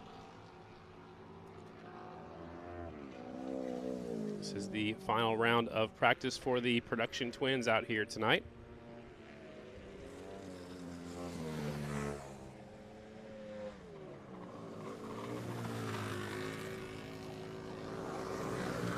Sorted out before they get set to race here 2 days in a row, the 49th and 50th running of the Indy Miles. The white flag is going to come out this time by for the 49 bike. Actually, for the one bike just goes by me here in turn number 1. That's Corey Texter. There's the 49, Chad Coast. There's the 60 of Nick Armstrong, who's gotten by the 43 of Rispoli.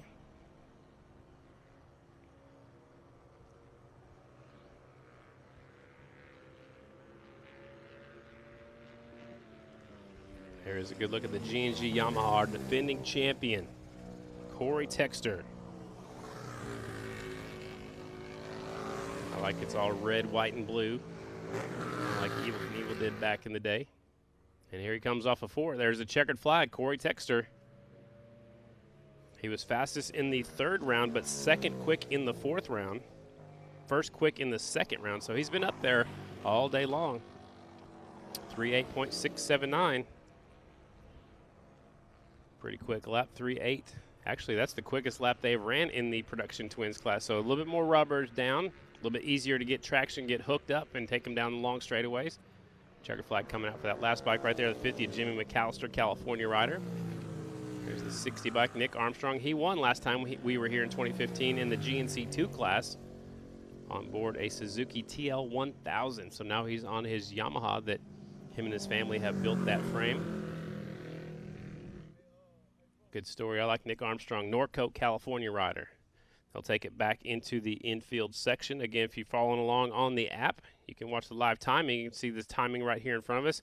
Texter was fastest in this round. Chad Coast was 2nd. Nick Armstrong 3rd. James Rispoli 4th. Dylan Bell on an XG 750 is 5th. Pat Buchanan and Danny Eslick 4 seconds off the pace. I didn't even see him out there, so he might have just went around 1 lap. I did not see him on the racetrack. Taking a look at the event schedule, see what's coming up here at the Indy Mile. Should be AFT singles.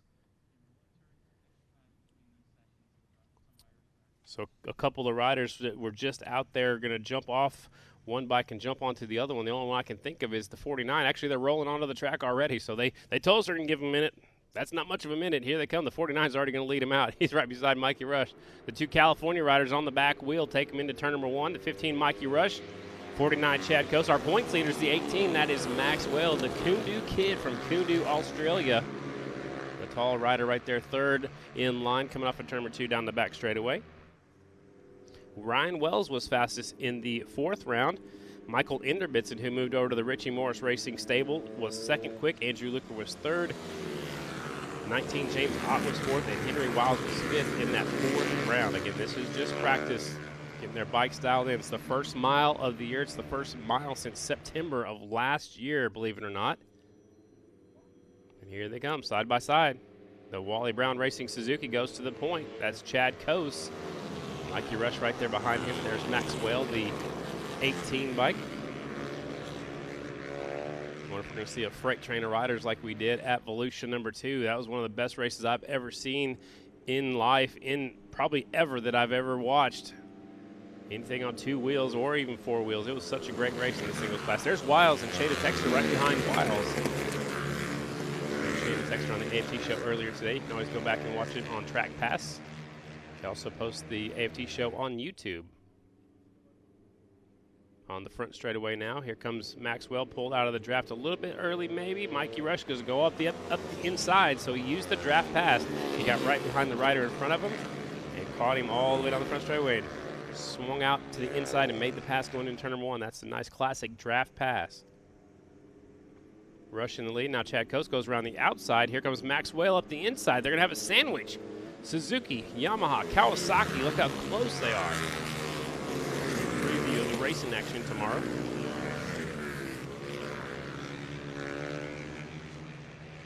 nose to tail off of this corner here. They come back towards me in turn number 1. Chad Coase, the 5th on the 49. Mikey Rush, the 15. Maxwell looking at the outside. He elects not to right now. If it was race time, I think he might have went ahead and went around the outside, but just practice. You don't get anything for winning practice, other than bragging rights, I guess. There's Shayna Texter leading this group down the back straightaway. Chad Coase swinging up the outside, trying to make the pass. Mikey Rush leads on a little bit longer. This is the 4th place rider, tracked down the top 3. Very solid run, one of the Honda riders. Off of turn number 4, white flag is in the air. 1 lap to go in this practice session. There comes the 4th place rider closing up on him. That's the 17, Hammer and Hank, Henry Wiles. And Wiles has the quick time right now. All right, so Wiles getting the mile figured out on the single. He is quick time with a 3:9.105 here in this round of practice. Henry Wiles, Maxwell, Chad Coase, Mikey Rush, Brandon Kitchen, Dallas Daniels, Shayna Texter, James Ott, Trent Lowe are our top 9. There's 9 bikes on the track right now. Look at Shayna Texter, the 52, factory Red Bull KTM rider. She's got Dallas Daniels right behind her. There's the checkered flag. Look at this. Wiles actually caught that pack and made the pass. He reaches over and kind of taps Chad Coase on the side right there coming off the corner. Hey, won't let him know, hey, man, I'm right here. That's interesting right there. It's always fun to reach out and tap somebody on the shoulder at about 120, 125 miles an hour. Can you imagine doing that going down the highway? I don't think so. These guys are the best of the best. And there's Shayna, the winningest AFT singles rider in history. Always said follow the ponytail. She got the long hair, long blonde hair flowing out the back of her helmet. So Henry Wiles quickest in this round, 3:9.105. Maxwell currently 2nd. That's the 18 bike, 3:9.542. Chad Coase is 3rd, 3:9.561. Mikey Rush, Brandon Kitchen, Dallas Daniels, Shayna Texter, Trent Lowe, who's from Guilford, Indiana, and then James Ott, the California rider, back there in 9th in this group. Looks like there's one more group of riders. We have 22 riders actually practicing here tonight. That is not all of the riders. Actually, that might be all the riders. Yep, I had 19, so we actually got 3 more than I originally had written down. A couple of riders stop and do a little practice start. I think I would too. Here they come onto the track. Nobody wants to lead. It looks like there's Cameron Smith, the 44 bike. 192 going by. That's Kyler Adams. 13 Morgan Mishler, 211 Trevor Bruner, 44 Cameron Smith, 51 Colt Zabala, 54 is Michael Inderbitzen on the RMR Honda. 169 Aiden Roos Evans, 99 Kevin Stallings from right here in Indianapolis, 94 Ryan Wells. 133 David Wiggin was the rider that went down earlier before we came live, and the 140 is Nick Myers. Those are the riders on the racetrack. Actually, 11 is Andrew Luker. He's also on my list. There's Zabala and Bruner. These two grew up racing against each other. Bruner just turned pro this year. Zabala's been pro for a year or 2. Green flag is out. Kyler Adams from O'Fallon, Illinois. Side by side for that 2nd position. And sorted out. There's Luker on the 11. Aiden Roos Evans right behind him. Another rider just turned pro. He grew up in flat track as a little bitty guy. Left for a little while, went and raced some cars, went some sprint cars, and was trying to make his name and move up towards NASCAR, and came back to motorcycles this year. Ooh, Zabala gets really close to the back tire of Bruner and actually goes off the groove down there. So he almost touched the back tire of the 211 bike and goes up off the groove down there in turns 3 and 4. It's going to cost him some time. You have to regroup, get back in line, hopefully get up to full speed, because the clock starts over when you go across that start-finish line. There's a transponder loop underneath the racetrack at the finish line. And they all run transponders on their left fork tube. It's zip tied on there. And that's how we get the times recorded. 192, getting out front all by himself. Kyler Adams, 40.856, his fastest lap. So just because he's out front doesn't mean he's the fastest bike on the racetrack. There's Bruner on the 211, Andrew Luker on the 11. Right now still fastest in this session is Wiles on the 17 bike, who was in that first group. 211 Trevor Bruner's back there in the 15th spot. Aiden Roos Evans on the racetrack. The 169, he is 14th. Luker on the 11 from Concord, California. Concord, North Carolina, Concord, California.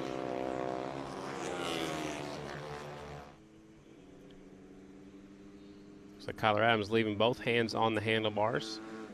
Maybe feels a little bit more comfortable. You can see the other riders have definitely take the left hand off, and some put it behind them. Some people put it down to their left side.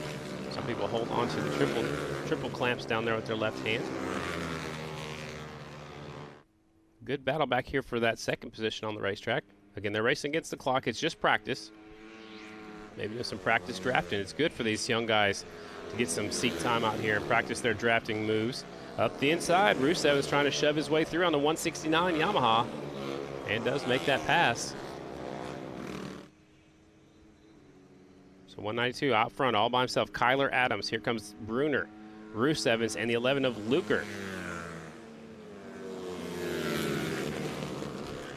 Some of these riders may have never ridden a mile before. That's what Brad Baker said earlier today. That was interesting. Didn't think about that.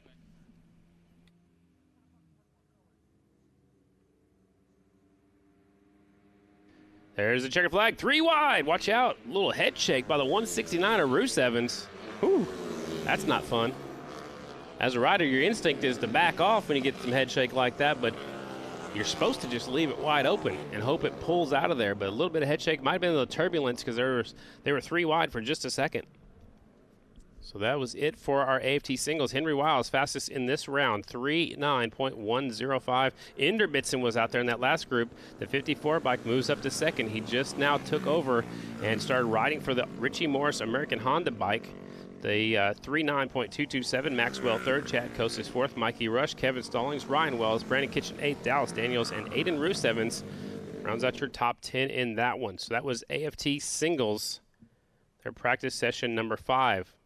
Looking at the schedule, we should have a little bit of track prep coming up, and then we'll have 2 rounds of qualifying for tomorrow night's show for the brand new class, the AFT Super Twins class, presented by Vance Hines. So Zabala looked like something happened with, he's walking that bike back. There's a look at the 99 of Stallings. Again, Stallings from right here in Indianapolis, Indiana. It's got the roof systems of Dallas, Texas leathers on. Cameron Smith trying to stop by and give his former teammate a little push back. They used to ride on the RMR Honda team. Now neither one of them ride for Richie Morris, but they're still good buds, it looks like. That's pretty cool right there. Save him a trip from walking. With your leathers on, that's no fun. Your helmet on, your adrenaline's already flowing, you're sweating a little bit, and you don't want to have to walk that thing all the way back to the pit area. And the singles riders are pitted maybe towards the back side of the pit area, so it would have been a long walk for them.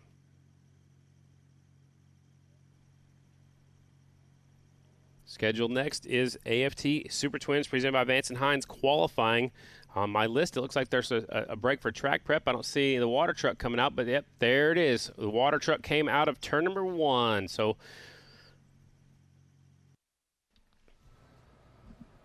there they are right there. The Super Twins are lining them up. So when we come back in just a few moments, they're going to do some track maintenance. As the sun goes down, the moisture comes up, and they're putting more moisture onto the racetrack right now. So that should make the track faster for the Super Twins class, their brand new class. There's 18 entries here today, so they will all qualify for the main event. But qualifying is very important. We talked about it the last 2 rounds down at Volusia 1 and 2, the first and second round actually, because the riders can only start in 4 groups. Rows of 4 when we get into tomorrow's racing action. So we're going to take a quick break. Obviously, there's a little bit of dust. When we come back, ladies and gentlemen, round 1, Super Twins qualifying right here from the world-famous Indy Mile. We'll be back. From the maker of your favorite IPAs comes a Voodoo Ranger unlike any you've seen before. And it tastes like freedom.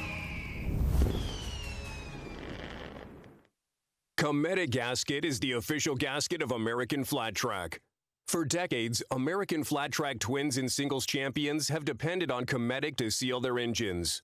Cometic gaskets are the professional standard for racers who demand the very best. For more information, log on to Cometic.com.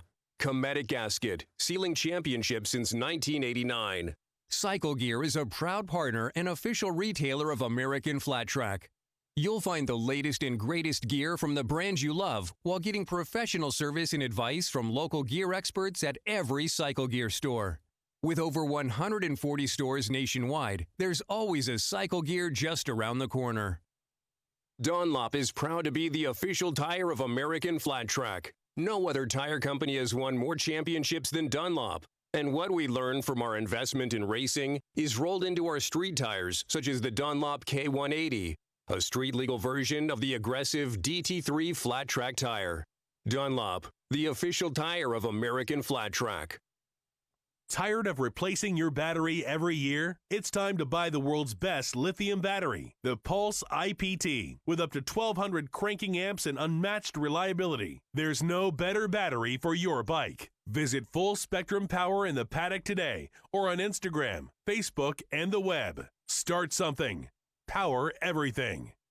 Explore the full 2020 Indian motorcycle lineup, including the all-new Challenger, the ultimate American V-twin bagger.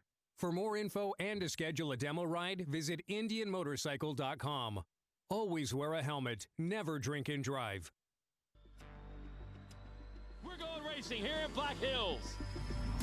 The Rapid City Half Mile is probably one of the best prepped half miles on the circuit. Multi-line racing, you carry a lot of momentum in the corners. The track's usually pretty dang smooth.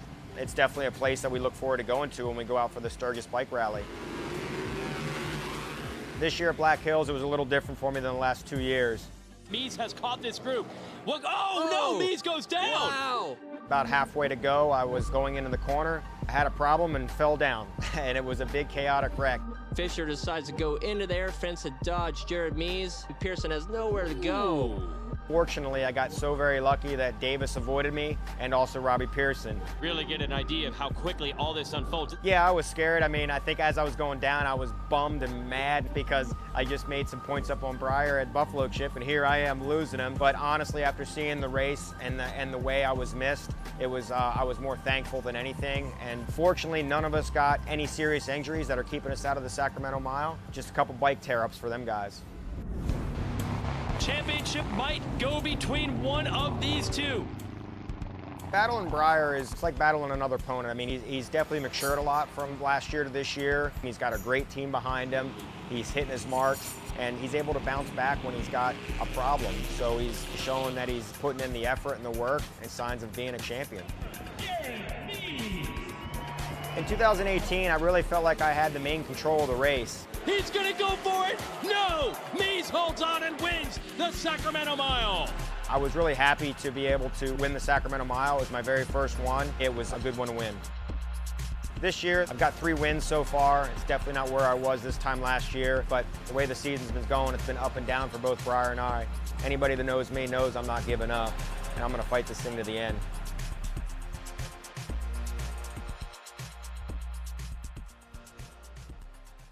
To promote your continued health and safety, public health experts recommend all guests and employees wear a face covering, maintain social distancing of 6 feet between you and other parties, clean your hands often with soap and water or with alcohol-based sanitizer. When coughing or sneezing, cover your mouth and nose. Seek medical attention if you're experiencing flu-like symptoms and avoid touching your eyes, nose, or mouth. Help keep each other safe. Please wash your hands for at least 20 seconds. Thank you for joining us for another exciting evening of American Flat Track. Russ Brown Motorcycle Attorneys are the original lawyers that ride and the top motorcycle accident team in the country. These guys are tough, experienced, and they will have your back. If you're injured in a motorcycle accident, don't fight the insurance companies alone. Call 1-800-4BIKERS for free legal advice. Remember, if you go down, call Russ Brown Motorcycle Attorneys. On the racetrack, it's the AFT Super Twins presented by Vance Hines. The 69 leads them down the back straightaway, slamming Sammy Albert. He has won here before back in 2012. And chasing them is the 9, 5-time champ, the jammer, Jered Mies, who has never won here at the Indy Mile. He wants to check this one off the bucket list. Here they come on the front straightaway. Another round of practice for the Super Twins. 2 riders pulling away. Here comes everybody else down the front straightaway. I love it when the lights are on, the sun is dropped behind the trees. Bikes are getting faster and faster on the racetrack. This is practice. We'll have qualifying for this class a little bit later on. They'll have a couple of minutes to go back there and make some changes to their motorcycles. Here they come. Into turn number 3. There's a good look at the 92, Brandon Price. But the leader's going to bring him off turn number 4, coming back this way. On the front straightaway. There's the 69, slamming Sammy Halbert on the Nyla Coolbeth Racing entry. Behind him is the jammer, Jered Meese. And a little bit of a gap back to Price, Robinson, 79, Dalton Gauthier, 67, Davis Fisher. Bronson and Briar Bauman back of the pack, and there's the 95 of J.D. Beach. Again, there's a look at slamming Sammy Halbert. He's trying to get away. He's got a little bit of head shake right there. At the very end of the straightaway. And Jered Meese trying to keep up with him. Right now, Briar Bauman has the quickest lap so far in this session. 3.8.296, it looks like. 3.8.296. Here comes your leader on the back on the front straightaway. Halbert on the 69 bike, currently second, 3.8.161. That can't be right. You have to wait till it updates when they go by. Now it's Fisher with the fastest lap, 3.8.079. Halbert, 3.8.161. So Meese drops all the way down to 4th in that lap, but he's closing in on the leader, so you never know. You can't tell by how they're running on the racetrack for sure. 67, the fastest bike on the racetrack. It's the BriggsAuto.com. 67, Dashin Davis Fisher. Second generation flat tracker. White flag is out this time by. Here they come. Still Sammy Halbert at the point. Jered Meese right there in tow. Here comes everybody else with the 44 leading this group now. Brandon Robinson. Robinson's got some memories from this racetrack. Maybe not the best memories. Went out of the ballpark in turn number 1 back in 2009. He doesn't like talking about that. We did talk about it earlier today. He's okay with it. There's the 44, Brandon Robinson. Dalton Gauthier behind him. They've got by Price on the 92 bike. So Price was faster earlier. Maybe he made a change to the bad. Actually, he slips off the groove down here. So something might be not quite the way he likes it. The 92 off the groove in turn number 4 as the checkered flag is out for Halbert and Meese. 69 and 9. There's the 44 Robinson, 79 of Gauthier. 67 was really fast out there. Meese drops the hammer at the end. 3.7.930 quick time. 3.7.930 for Jered Meese now at the top spot. Bronson Bauman moves into second. 3.7.946. Sammy Halbert third. 3.8.073. Davis Fisher was quick for just a second. He's now fourth. 3.8.079. This is just practice. They'll go back to the pit area and make a few changes, and they'll come back out for their qualifying. There are 2 rounds of qualifying here tonight at the Indy Mile for the AFT Super Twins presented by Vance Hines class. And there are 2 groups also. Group number 2 will be coming out. The 4-bike, Brian Smith. 11, Andrew Luker. 12, Jay Maloney. 20, Jered VandeKooi. 23, Jeffrey Carver Jr. 27, Robbie Bugs Pearson. 36, Colby Carlisle. 62 is Dan Bromley. And the Worm, the 72 by Larry Pegram. Those are the bikes coming out in this second group. This will be the final practice session of the night, and we'll have 2 sessions of qualifying. So we're calling this the Indy Mile 1. Tomorrow, Saturday night will be Indy Mile 2. Waiting for this second group to pull onto the racetrack. Usually the 4-bike, Brian Smith will go at the very back of the pack. There's Captain Chaos, Jered VandeKooi. He's going to lead him. Bugs Pearson was right there in tow as a bunch of geese just flew over the track down here in turn number 1 right by my office. That's always fun. They're like, what are these motorcycles doing here? This is their track. Brian Smith usually goes at the very back of the pack. Doesn't want to show anybody his secrets, and I haven't seen him go by yet. 20 bike, all by himself going in turn number 3, Jered VandeKooi. There's a 23 Carver. Look at him. He's downshifting that Indian. Usually on the Twins, you do not shift the motorcycle after you get it in the going home gear. You leave it in that gear, but Carver has decided to downshift going in the corners, upshift probably as he gets the RPMs up and onto the straightaways. He'll upshift 1 gear. There's VandeKooi, Pearson, Carver, Dan Bromley, the 62. There's Colby Carlisle, the 36. And the 11 of Andrew Luker. Luker, one of the wild cards. Larry Pegram is the other wild card here today. All the rest of them have Super Twins licenses. Look at that. Pearson's tracked down the 20 bike on that lap. As they went across the start-finish line, is about maybe 25 bike lengths now. It looks like down to about 8. VandeKooi is getting off the corner a little bit harder right here, though. They're on turn number 4. Getting them up to full song. Here they come. Looks like the 27 bike's going to try to make the draft pass. Going in turn 1. Nope, he backs off. He says, I'll wait till the next corner. It's a little bit deceiving when they toss it into the corner. It looks like maybe a puff of smoke, but I think it's just a little bit of a loose dust that's on top of the groove when they throw it into the corners. Here you can see the draft down the back straightaway. Up the inside, 27 doesn't quite have it, and he backs off really early, so VandeKooi left it on a lot longer. So it's VandeKooi on the factory Harley-Davidson Vance Hines entry. A 27 bike, Pearson right there behind him.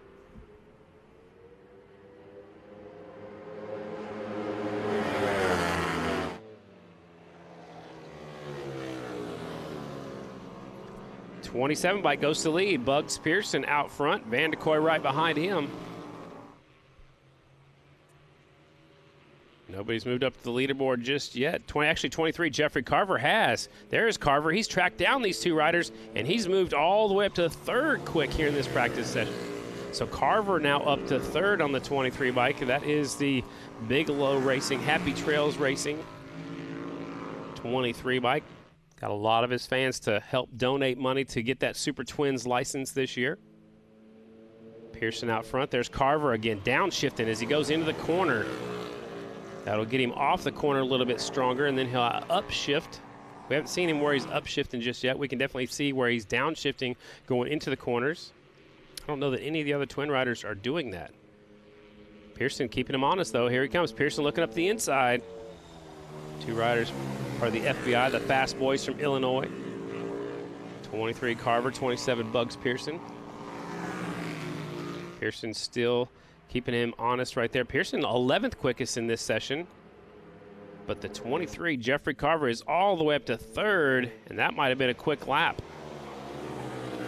We'll see as the live timing and scoring updates. Again, this is just practice. Right now it's Meese 37.930. Bronson Bauman 37.946. Jeffrey Carver 38.053 will settle for third in this practice session. Again, there's a good look at him downshifting on that left side of the motorcycle. And looks like it's working for him. He's up there in the third spot. Sammy Halbert fourth. He was in that first group. Davis Fisher is fifth. Dalton Gauthier, the other factory Harley-Davidson Vance Hines entry. And I don't see the four bike, so Brian Smith looks like he did not come out. He has no times, or he wasn't running a transponder. I never saw him on the racetrack. So Smith might have been happy with that last qualifying session or practice session. So, all right. So they're going to go back to the pit area, ladies and gentlemen. And under the rule book here at American Flat Track, they'll give them 15 minutes to go back and make some changes to the motorcycles, maybe change some tires, whatever they might want to do, give these riders a chance to take a break. So there comes the track crew right now. They'll make their way out there, and they're going to go check the air fence around in the high impact zones and just check on the racetrack. So we're going to take a 15-minute break. We could come back quicker. I'm not going to say we won't. But when we come back, ladies and gentlemen, it's qualifying for the AFT Super Twins right here at the Indy Mile. We'll be back. Over 40 years ago, Russ Brown set out on a mission to help injured riders. We fight for the rights of riders every day because we are riders and we know what you're going through. If you're injured in a motorcycle accident, don't fight the insurance companies with just any lawyer. Call 1-800-4BIKERS. These guys will have your back. If you go down, call Russ Brown. Motorcycle attorney!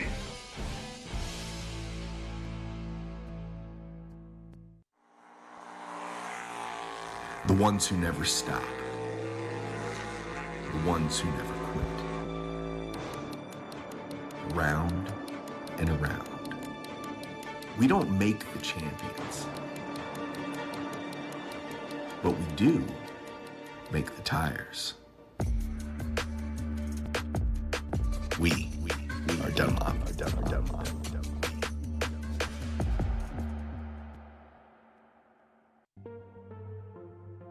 Vance and Hines have been around since 1979, and actually Byron Hines and Terry Vance started racing in the mid-70s, and they have been winning for over 40 years on two wheels, literally. They built the company on racing, and the products today are all about racing heritage.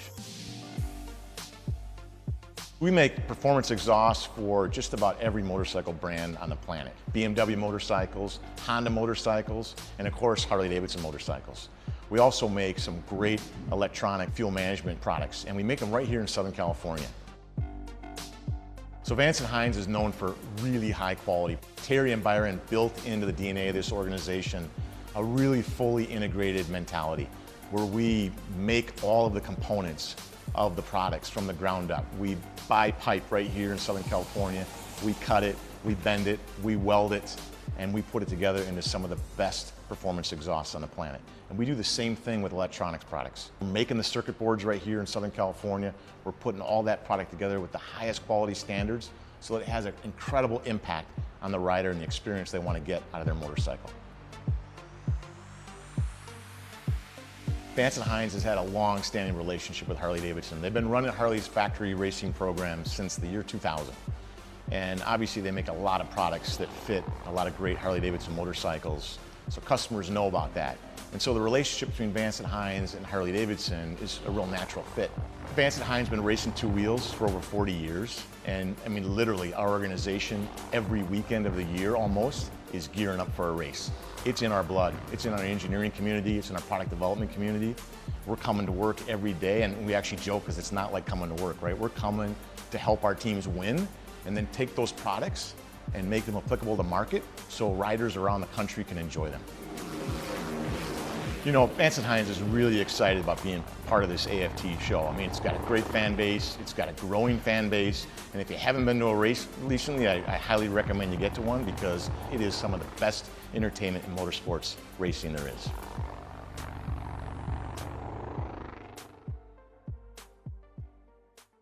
Tom Duma Fine Jewelers is proud to be the official jeweler to American Flat Track, providing 3 custom championship rings for each class in 2020. TDFJ wants to be your jeweler. Check us out online for all your jewelry needs, from engagement rings to fashion jewelry to watches, in all price points to fit everyone's budget. Shop like a pro. Shop TDFJ.com.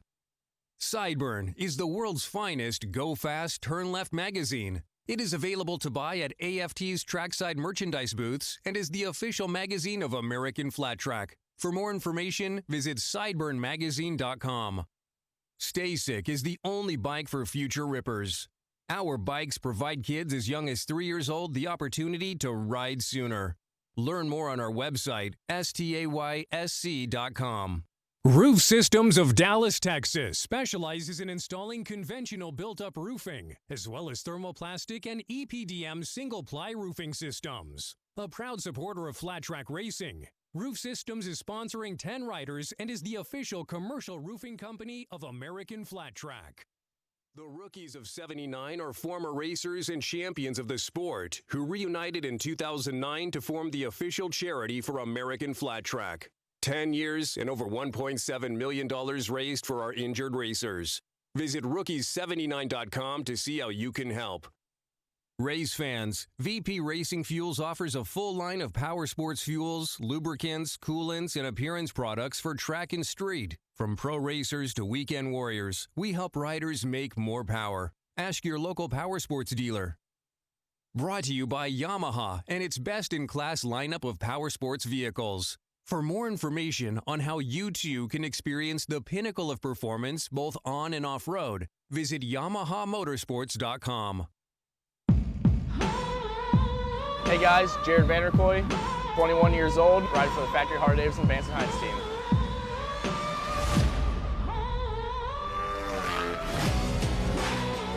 I've been racing motorcycles ever since I was 10 years old. Started riding when I was 3, but then started taking it serious up until I was 10.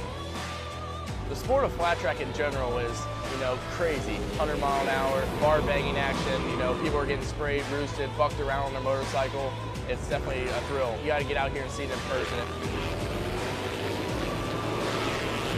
The prestige of riding for the factory Harley team is awesome because growing up, you looked up to those guys, the Scotty Parker, the Jay Springsteen, and now to say you're one of those guys, I still don't believe it. The team and I work very well together, and it's very motivating to me to be able to talk to those guys on a personal level and understand each other on race day to make the changes that we need to go to the front. Oh! VandeKooi goes down. They say they call me Captain Chaos, but I feel like I'm a pretty conservative rider. I do get a little Western sometimes, so you gotta take it easy, but sometimes you gotta know when to hang it out. When you're out there racing, you're trying to find that edge, you know, you're pushing your limits, what your bike is capable of, what you're capable of, and what the track's capable of. So you got to find the edge at all three of those and somehow put it together. It's very difficult, definitely, you know, if you're struggling that day, you're not in it mentally or physically or whatever the deal is. So it's on those days and making it the best is what I strive for. My 2019 season, I couldn't ask for more as far as, you know, the strides that the Harley team has made this year. We've been working every weekend. We've got 4 fourths this year in 2019, so we've been so close to the box out of 2 of those. It's crazy, and just I've never stepped foot on the box in this class, so that's something we're striving for. The Vance Hines brand has always been about enhancing the exhilaration of your motorcycle ride. It started over 40 years ago in California. Terry Vance always wanted to go faster, and Byron Hines knew how to make it happen. Today, Vance & Hines makes bikes go faster on the racetrack and makes great performance products for riders. See the full selection of Vance & Hines exhaust, VO2 air intake system, and fuel pack FP3 products at a retailer near you. Russ Brown Motorcycle Attorneys are the original lawyers that ride and the top motorcycle accident team in the country. These guys are tough, experienced, and they will have your back. If you're injured in a motorcycle accident, don't fight the insurance companies alone. Call 1-800-4BIKERS for free legal advice. Remember, if you go down, call Russ Brown Motorcycle Attorneys.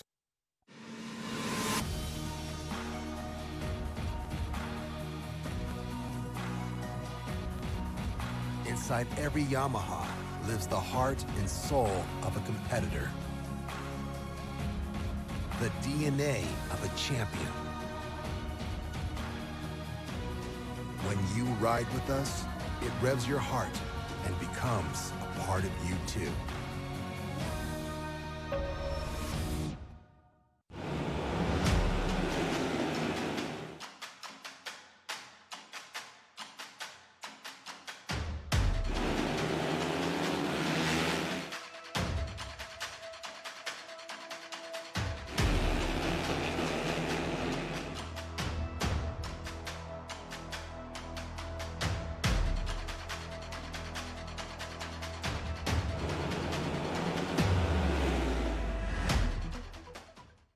Bronson Bauman can see the checkered flag. He's got it. First ever win in American Flat Track. My goal was making mains, and now all of a sudden, you know, I'm not happy unless I'm on the podium. Really, the podiums don't even feel as good after I got my first win. The podiums taste good, but it's not that sweet taste of victory. I can't believe I just won my first national. Man, it feels good. I believe the last race I was outside the top 5 was at the Red Mile. So to be consistently in the top 5, you know, I think that's turned some heads, and I think people are starting to like me or something now, but I feel really good with the team and how I've been riding, and, you know, I really think I've proved that, hey, I deserve this spot just as well as anyone. We're looking at a Bauman Brothers 1-2 in their adopted home state. It's over, and the Bauman Brothers do it. They sweep it here at Williams Grove. That was a wild one, you know. I didn't do so good in the semi. I started second row from the main event.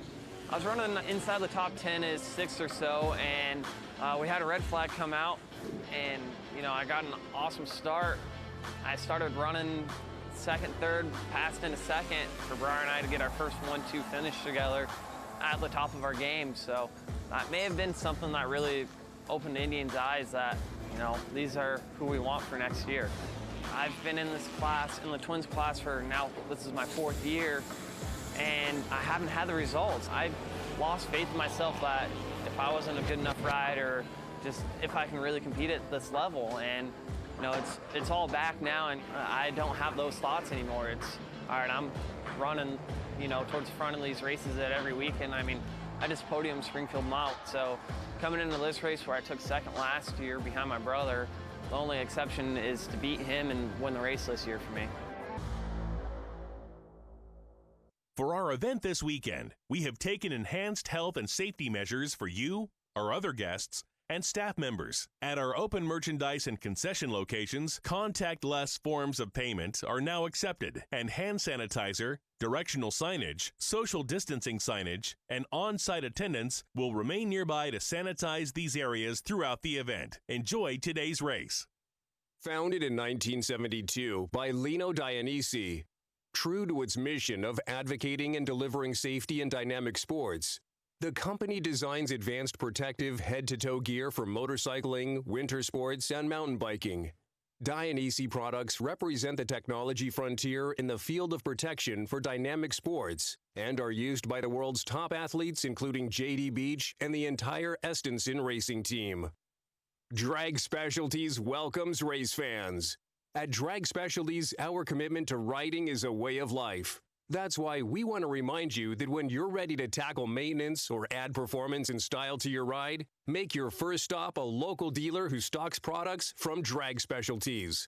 Drag Specialties. Enjoy the races.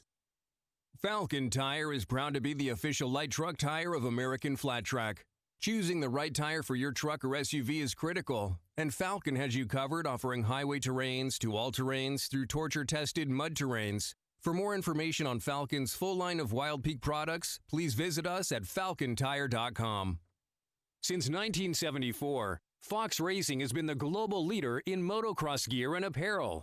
Fox outfits the world's best competitive athletes in the MX space and has you covered from the track to the trail with products that combine innovation and style, rooted in the brand's original competitive motocross spirit.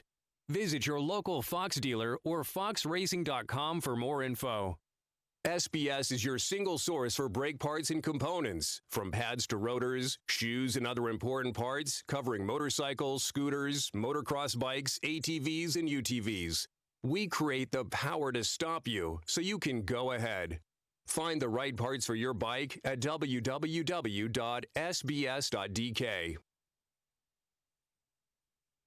KTM, ready to race.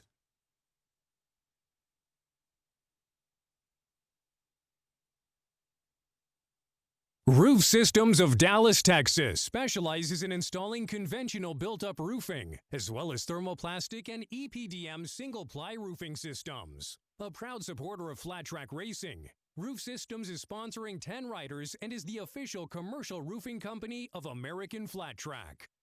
Whelen designs and manufactures reliable and powerful warning lights, white illumination lighting, sirens, controllers, and high-powered warning systems for various industries worldwide. Every part of every Whelen product is proudly designed and manufactured in America. On the road, in the air, and around the world, Whelen is trusted to be seen, trusted to be heard, trusted to perform. Over 40 years ago, Russ Brown set out on a mission to help injured riders. We fight for the rights of riders every day because we are riders and we know what you're going through. If you're injured in a motorcycle accident, don't fight the insurance companies with just any lawyer. Call 1-800-4BIKERS. These guys will have your back.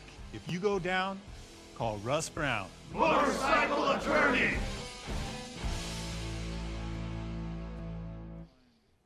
And welcome back to the legendary Indy Mile. Ladies and gentlemen, up next we have 2 rounds of qualifying for the AFT Super Twins presented by Vance Hines class.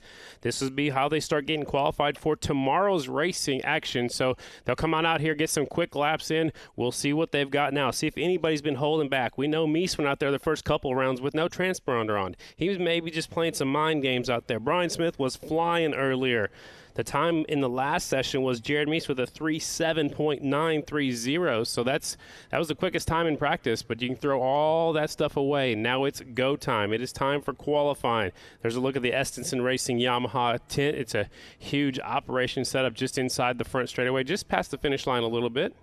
36 is Colby Carlisle's bike. Looks like they're doing some last-minute adjustments on that motorcycle. So after that last round of practice, they gave the teams 15 minutes to make some adjustments to their motorcycles, let those bikes and riders cool down just a little bit, and then we'll bring them back out. So a couple of bikes have already staged up. When we get going any second now, we will be on the racetrack with 2 rounds of qualifying for the brand new AFT Super Twins class presented by Vance Hines.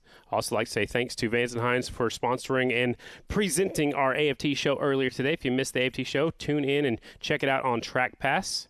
You can also watch the previous episodes on YouTube, but Track Pass is the way to do it. You can also go back and watch previous races. I think it's about $1 a month if you want to do that, if you want to figure it out that way. So there are some of the Super Twin riders already pulling up over there to the staging area. If you've never been here to the Indy Mile, there's actually a kind of a pea gravel half-mile track that the trotter horses go on inside the infield. So that's where they're staged up right now. You can see them getting all lined up. Make the trip out here to the Indy Mile. Come on out, check it out. This may be the last time we're ever here. We're not sure. That's what we were told last year when they ran the Hoosier 100, because they're supposed to resurface the dirt, and they're going to take the dirt out of here, put something on here that no motorized vehicles could go on, but that did not happen. So they said, hey, well, let's go racing. Bring the motorcycles. So 2 nights of motorcycle racing, Friday night and Saturday night, and then Sunday is the Hoosier 100 non-wing sprint cars out here at the track. So group number 1 is staged up. They come out according to their point standings. On my list, they're all numerical order, so I'll give you the rundown when they go flying past me. I'm, again, outside turn number 1, inside the brick building. Getting a good look at them getting sideways going into the first corner. I can see down the long front straightaway. So they're staged up in the infield, and they're rolling onto the racetrack. This is qualifying, ladies and gentlemen. It is the brand new AFT Super Twins presented by Vance Hines class, and here we go. The clock will start next time by on their lap when they get up to speed. 9 out front is me, 69 Sammy Halbert, 92 Price, 44 Robinson, 79 Gautier, 67 Fisher, 95 is JD Beach. A couple of more rolling out here. There's the 37 of Bronson Bauman. And the one bike, the older brother, defending champ, Jered Bauman at the back of the pack. Now at the very back is the younger brother, 37 Bronson Bauman. Again, the clock starts next time by. They'll get up to full speed. They have transponders on their bikes. There's a transponder loop at the start-finish line. The green flag will wave next time by. AFT Super Twins qualifying round 1. They'll have 1 round of qualifying tomorrow also and 1 round of practice. There's the green flag. Meese out in front. There's Sammy Halbert, Price, Robinson, Gautier sliding off into turn number 1 at about 125, 130 miles an hour. Breyer's near the back of the pack, and younger brother Bronson is also back there. It's a little bit darker out here in this racetrack, and now you can definitely see the lights that are glowing on their sleeves. These are the airbag suits, leather suits. They must run them in the Super Twins class. That's one of the stipulations to be in the Super Twins class. You have to run the airbag air suits. They use them over in MotoGP. And we transferred that information and knowledge over here to American Flat Track. Here they come. There is Meese out in front, the 9 bike.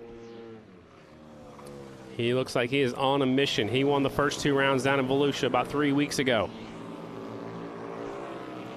Meese is pulling away just a little bit. Davis Fisher at the top spot. Davis Fisher, 38.329. That didn't last very long. Bronson, who's at the very tail of the field, the 37 bike goes to the top spot. 38.121 for the younger Bauman brother. He's got 1 win to his credit. He's looking for his first ever win on a mile. Jered Meese looking for his first ever win on the Indy Mile. He won all of the miles last year. He's won 4 races in a row dating back to last year as well. There's Meese into turn number 1. Behind him, here comes 3 riders going for it. 69. Man, what a battle behind Meese back there. There's a look at Meese again with the gold numbers on the 9 bike. Looking to get way over that back tire, get that traction to the ground, and he'll tuck in and get drafting down the back straightaway, get as small as he can. Some people say get under the paint. There's Meese. He's out front by himself. Bronson Bauman still quick time, 38.006. So his last lap was even faster, 38.006 for the younger Bauman brother. It's Bronson now at the top spot. Meese goes by me into turn number 1. Here comes Robinson, Halbert, Brandon Price, Davis Fisher right there on the 67 bike trying to get a sniff of that draft. Fastest bikes at the back of the pack. There's the 1 bike of Breyer, who's currently 4th. Younger brother still in the top spot, Bronson Bauman. And it gets faster yet. 3 laps. Got faster each lap for the 37 bike. Bronson Bauman in the top spot, the 37 bike, 37.959. Factory Indian motorcycle has the quick time. White flag is out this time by right there for the 9 bike. The jammer, Jered Meese.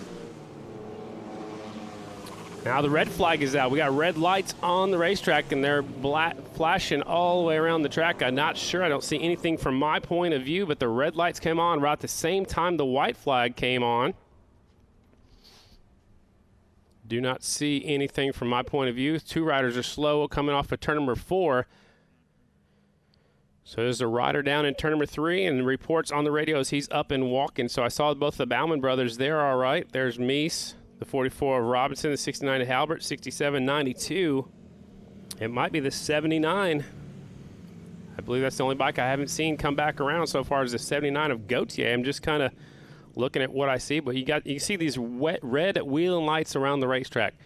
Race control, the guy who's observing everything is at the top of the grandstand, so he can see all the way around the racetrack. When he sees something, also the corner workers have radios. They can radio up to him. So it looks like maybe possibly it is JD Beach, the 95 that is down. There's a look at the wheel and red lights right there. They got a generator right there running that thing, and the lights down there in that corner.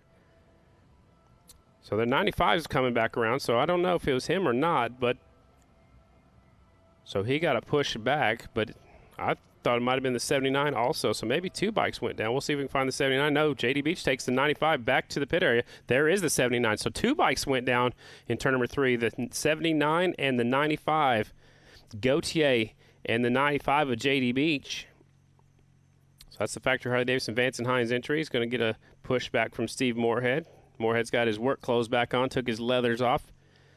Yep, two different spots going up the racetrack into the air fence over there, and the air fence is up there in the high impact zones. It's better to hit an air fence than a wall or a guardrail or anything that's out there.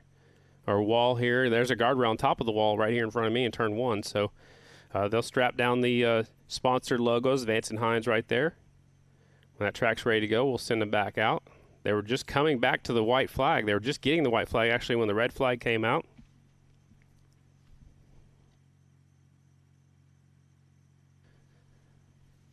So Gautier's getting a push back. The 79 bike, didn't see it. We don't have it on any of our cameras either, so they're going to stick the air blower in there and air up those air fences back up. Make sure they're fully inflated. And then when that track's ready to go, we'll fire them up. Possibly have 2 laps left here in this session. Maybe just 1. We'll see. It takes them a full lap to get up to full speed. So they pull the air fence back up. It's actually attached to the wall or the guardrail, whatever's over there in that turn number 3. You can see a nice red barn over there. There's a 95 bike. It's getting pushed back into the pit area. Estens and crew go to work. There's JD Beach. They're talking things over. Looks like he's all right. Looks like maybe just a little bit upset, but apparently he's all right. Looks like the whole team's over there. There's Tommy Hayden over there, the team manager.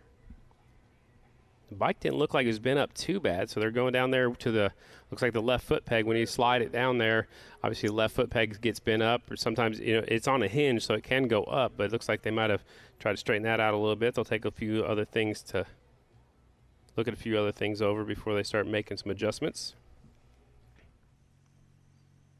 Don't know if he will come back out or not. I think when the bike leaves the track, that is it for him. I know it's just qualifying, but I think the same rules apply as they do during the racing. So again, when that turn 3 is ready to go, we'll bring him back out.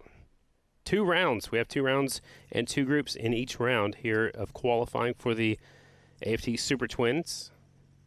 Steve Morehead's headed back around, so is the side-by-side, so it looks like the track is just about ready to go. I don't have any communication with race control here, so I'm just kind of playing it by ear. We're just kind of watching and seeing, just like you guys are watching right here on the screen.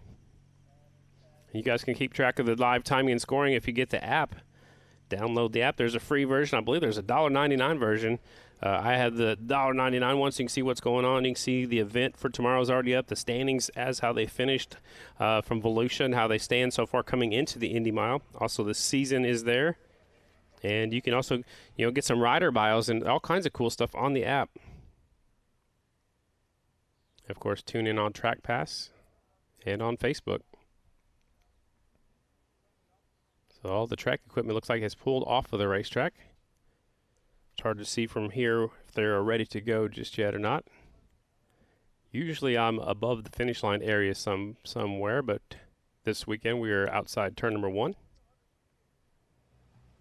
There's a look at the riders. Bronson and Breyer sitting right there on their motorcycles. Bronson quick time so far. Now Breyer's currently second, so first, second right there with the gold numbers. All the factory Indian motorcycle riders went with the gold numbers this year. A new feature here in the Super Twins class. Don't have to run the standard black numbers. Different sizes. You can use different fonts. You can see Sammy Halbert's got the gold metal flake. You can see Brandon Robinson has black numbers with blue number or blue outline around the 44. They've fired them up. Give them just a second to get the crew off the racetrack. They'll send them out.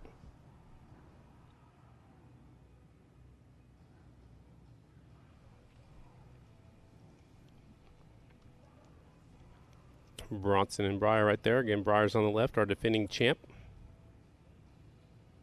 And the 37, that is Bronson. Breyer's on the one bike. Here we go.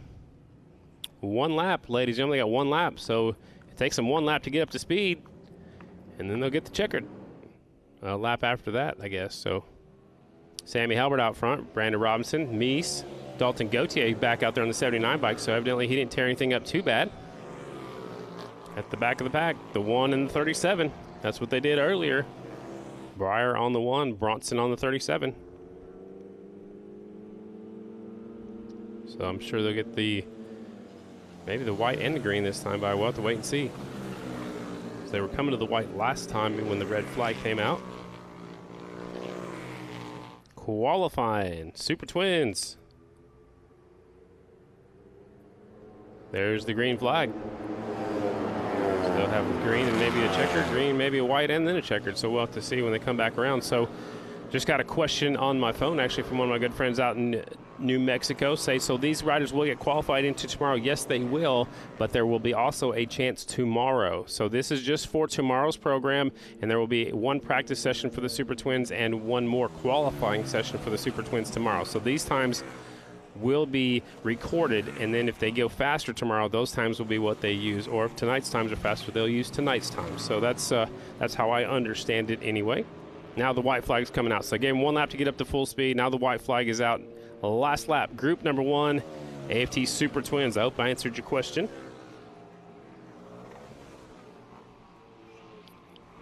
Get this last lap in. At the back of the pack is the Baumans. Taking a look at the leaderboard. Now Meese goes to the top spot. Jered Meese, 3:7.891. He's dropping the hammer. The 9 bike, fastest one on the track now. He's won the last 4 nationals in a row.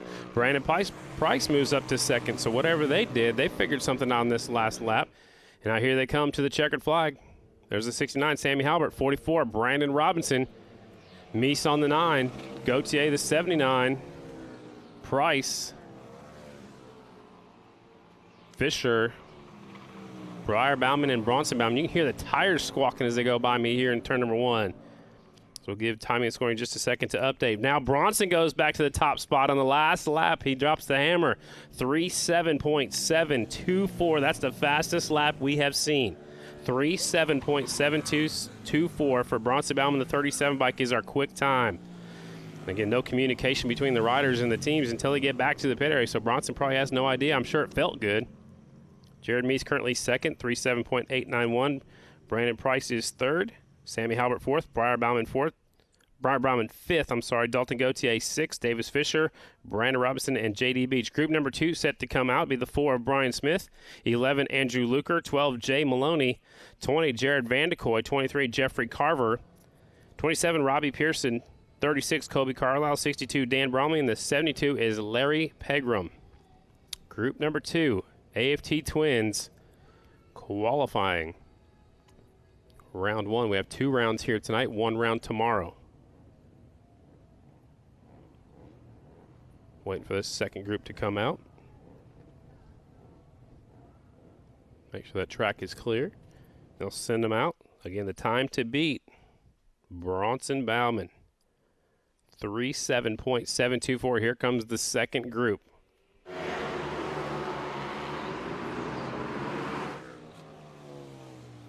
See if anybody can knock off a 3:7.724. I think the track's getting faster because the sun's set. It's cooler outside. The moisture's coming up in the dirt.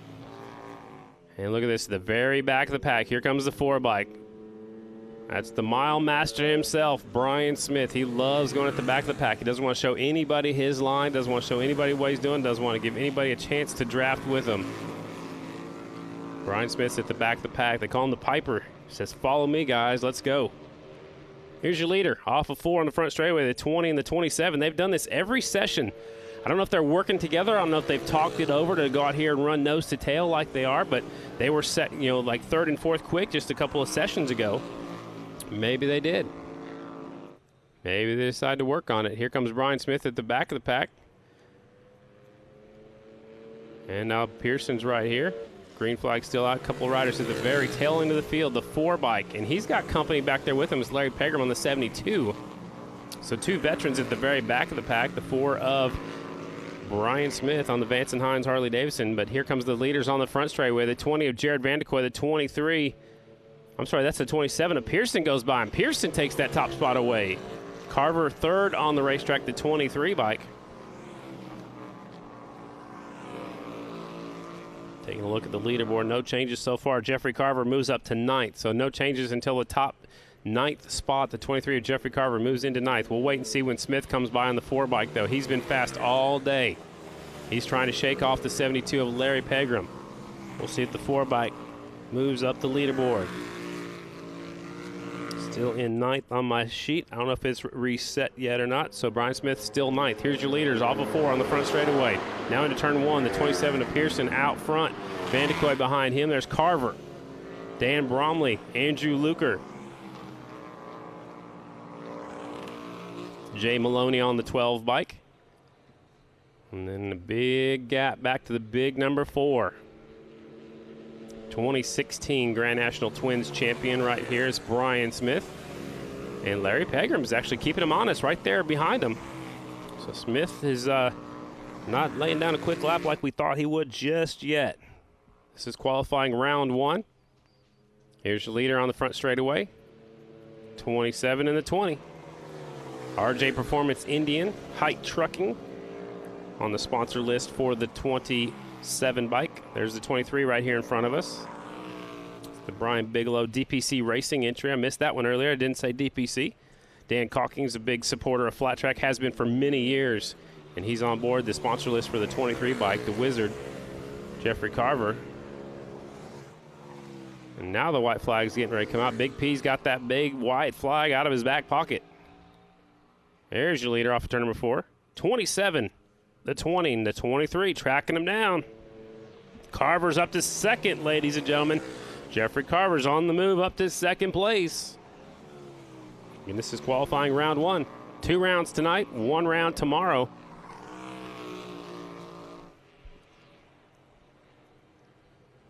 Again, Brian Smith way at the back of the pack, the leader on the racetrack. Those going into turn number 3. We lost. Let's see the 27 bike. I don't see 27 anymore. What happened to Pearson? Checkered flag coming out. If you're going to have mechanical issues, I guess it's best to do it here in qualifying. Checkered flag is out. Only 2 of them coming to the line. Oh, Carver's having problems. Carver, a puff of smoke on the 23 bike.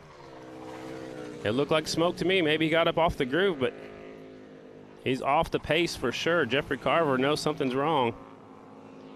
Maybe it wasn't smoke. Maybe just got up in the dust up against the wall, but it looked like a puff of smoke. It's hard to tell the difference right here. The 20 bike's got his hand out. Yeah, the 27 didn't make it back around to the white flag, so Pearson had issues on the white flag. There's another puff of smoke right there by the 23 bike of Carver. I don't know if shifting that motorcycle is making that do that. Could be a coincidence, but man, Carver was fast right there. Moved up to 2nd on the 23 bike, 3.7.827. Let me see, 3.7.827 for Carver. Bronson at the top spot, 3.7.724. So right now it's Bronson Bauman, 3.7, and that's his number, 37.724. Quickest lap we've seen. Carver now 2nd, 3.7.827. And 3rd is the 9 bike of Meese, 3.7.891. Brian Smith 4th right there near the end, 3.7.910. Brandon Price is 5th, 3.7.954. Sammy Halbert, the last one in the 37 bracket range, 37.983. Then Breyer is 7th, 38.005. Dalton Gauthier is 8th, 38.011. Robbie Pearson 9th before he had a little issue right there. Pearson 9th, 38.012. All right, so they're going to go check out the racetrack, make sure everything's okay. We had a couple of mechanicals right there near the end of that one. So, again, 15-minute break, ladies and gentlemen. We'll come back with one more round of qualifying just for the Super Twins coming up in just a bit. 15 minutes. We'll be right back for the final round of qualifying here today to get them staged up for tomorrow. We got one more round of qualifying, one more round of practice for the Super Twins tomorrow. We got one more session here tonight. We'll be back to Indy.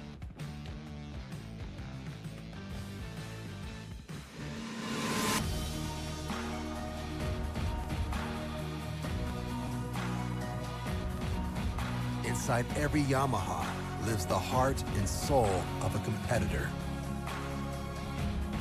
The DNA of a champion. When you ride with us, it revs your heart and becomes a part of you too. Comedic Gasket is the official gasket of American Flat Track. For decades, American Flat Track twins and singles champions have depended on Comedic to seal their engines. Comedic gaskets are the professional standard for racers who demand the very best. For more information, log on to Comedic.com. Comedic Gasket, sealing championships since 1989. Cycle Gear is a proud partner and official retailer of American Flat Track. You'll find the latest and greatest gear from the brands you love while getting professional service and advice from local gear experts at every Cycle Gear store. With over 140 stores nationwide, there's always a Cycle Gear just around the corner. Dunlop is proud to be the official tire of American Flat Track. No other tire company has won more championships than Dunlop. And what we learned from our investment in racing is rolled into our street tires, such as the Dunlop K180, a street-legal version of the aggressive DT3 flat track tire. Dunlop, the official tire of American Flat Track. Tired of replacing your battery every year? It's time to buy the world's best lithium battery, the Pulse IPT. With up to 1,200 cranking amps and unmatched reliability, there's no better battery for your bike. Visit Full Spectrum Power in the paddock today or on Instagram, Facebook, and the web. Start something. Power everything. Explore the full 2020 Indian motorcycle lineup, including the all-new Challenger, the ultimate American V-twin bagger. For more info and to schedule a demo ride, visit IndianMotorcycle.com. Always wear a helmet. Never drink and drive. We're looking at a Bauman Brothers 1-2 in their adopted home state. It's over, and the Bauman Brothers do it. They sweep it here at Williams Grove. Bronson rode for Indian last year, and he proved that he deserved a spot, and I kind of did the same. So, being brothers, we kind of share more information than other people I would in the pits. Briar Bauman, fastest qualifier, being quick all night. Briar getting notes and exchanging with his brother Bronson. I kind of felt some things out on the track, and I actually had a pretty big moment that I didn't want anyone else to get into. I just only shared it with him. So, yeah, I kind of gave him an idea of what the track was like and what to stay away from.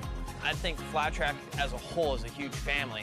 So when you have your family there, it makes it even better. And our parents, they're the type of parents that will do anything for us. I mean, they'll give us a shirt off their backs anytime in need. And it's really an honor to have them here with us at the Factory Indian spot, just because it's not just a relief on us, it's a relief on them because we made it, really. It's kind of funny because a lot of people used to say that to me. Your boys are gonna go, they're gonna make it, they're gonna make it. And I'd be like, oh, we'll see. I'm gonna blame her right here, right now. It was all her idea. I actually did not want to. And she was pretty adamant about taking them racing. At their first race was the Ricky Graham Memorial, and that was the downfall. They loved it. They loved it. That was kind of our leverage point to raising good young men, because they knew they had to maintain a B average, get their schoolwork done, their chores, then they could go riding. And they rode every day, and they just kept getting better and better. I mean, starting out on mini bikes, and it's like, to be able to be on a factory ride, and Indians at the pinnacle right now, I mean, what more do you say? It's phenomenal for both boys to be there. When they were younger, I couldn't even watch. I couldn't. It would be like I had a small window, and if I saw them go by on both sides of the track, whew, that was good. It's intense. I do a lot of praying, that's for sure. Just like most parents in the sport, they dedicate everything to our craft. It's always just, hey, my kids love to do this, and we're going to support that. Being on the road, you know what I mean? It's like, it's so funny. Barry and I spent one of our anniversaries here in Paris, and so his joke was, I took my wife to Paris for our anniversary. So now I get to say I'm spending my Mother's Day in Paris. That's P-E-R-R-I-S. Yeah. From the maker of your favorite IPAs comes a Voodoo Ranger unlike any you've seen before. And it tastes like freedom. To promote your continued health and safety, public health experts recommend all guests and employees wear a face covering, maintain social distancing of 6 feet between you and other parties, clean your hands often with soap and water or with alcohol-based sanitizer. When coughing or sneezing, cover your mouth and nose. Seek medical attention if you're experiencing flu-like symptoms and avoid touching your eyes, nose, or mouth. Help keep each other safe. Please wash your hands for at least 20 seconds. Thank you for joining us for another exciting evening of American Flat Track. Russ Brown Motorcycle Attorneys are the original lawyers that ride and the top motorcycle accident team in the country. These guys are tough, experienced, and they will have your back. If you're injured in a motorcycle accident, don't fight the insurance companies alone. Call 1-800-4BIKERS for free legal advice. Remember, if you go down, call Russ Brown Motorcycle Attorneys. Kicker Performance Audio is the official sound system of American Flat Track. Kicker's fully stocked line of products includes speakers, amplifiers, and subwoofers for your car and truck stereo systems, as well as those for your boat, side-by-side, and touring motorcycle. Kicker also makes Bluetooth outdoor speakers, over-ear headphones, and earbuds to pair with your favorite mobile device. To learn more or find a dealer, visit kicker.com. The rookies of '79 are former racers and champions of the sport who reunited in 2009 to form the official charity for American Flat Track. 10 years and over $1.7 million raised for our injured racers. Visit rookies79.com to see how you can help. Roof Systems of Dallas, Texas specializes in installing conventional built-up roofing, as well as thermoplastic and EPDM single-ply roofing systems. A proud supporter of Flat Track Racing, Roof Systems is sponsoring 10 riders and is the official commercial roofing company of American Flat Track. You don't take greatness for granted, and neither should your gear. We are Torch Eyewear, and we design sunglasses for protection, performance, and chasing your passion. For more information, visit our website at torcheyewear.com and click on our free Home Try-On program. Brought to you by Yamaha and its best-in-class lineup of power sports vehicles. For more information on how you too can experience the pinnacle of performance both on and off-road, visit YamahaMotorsports.com.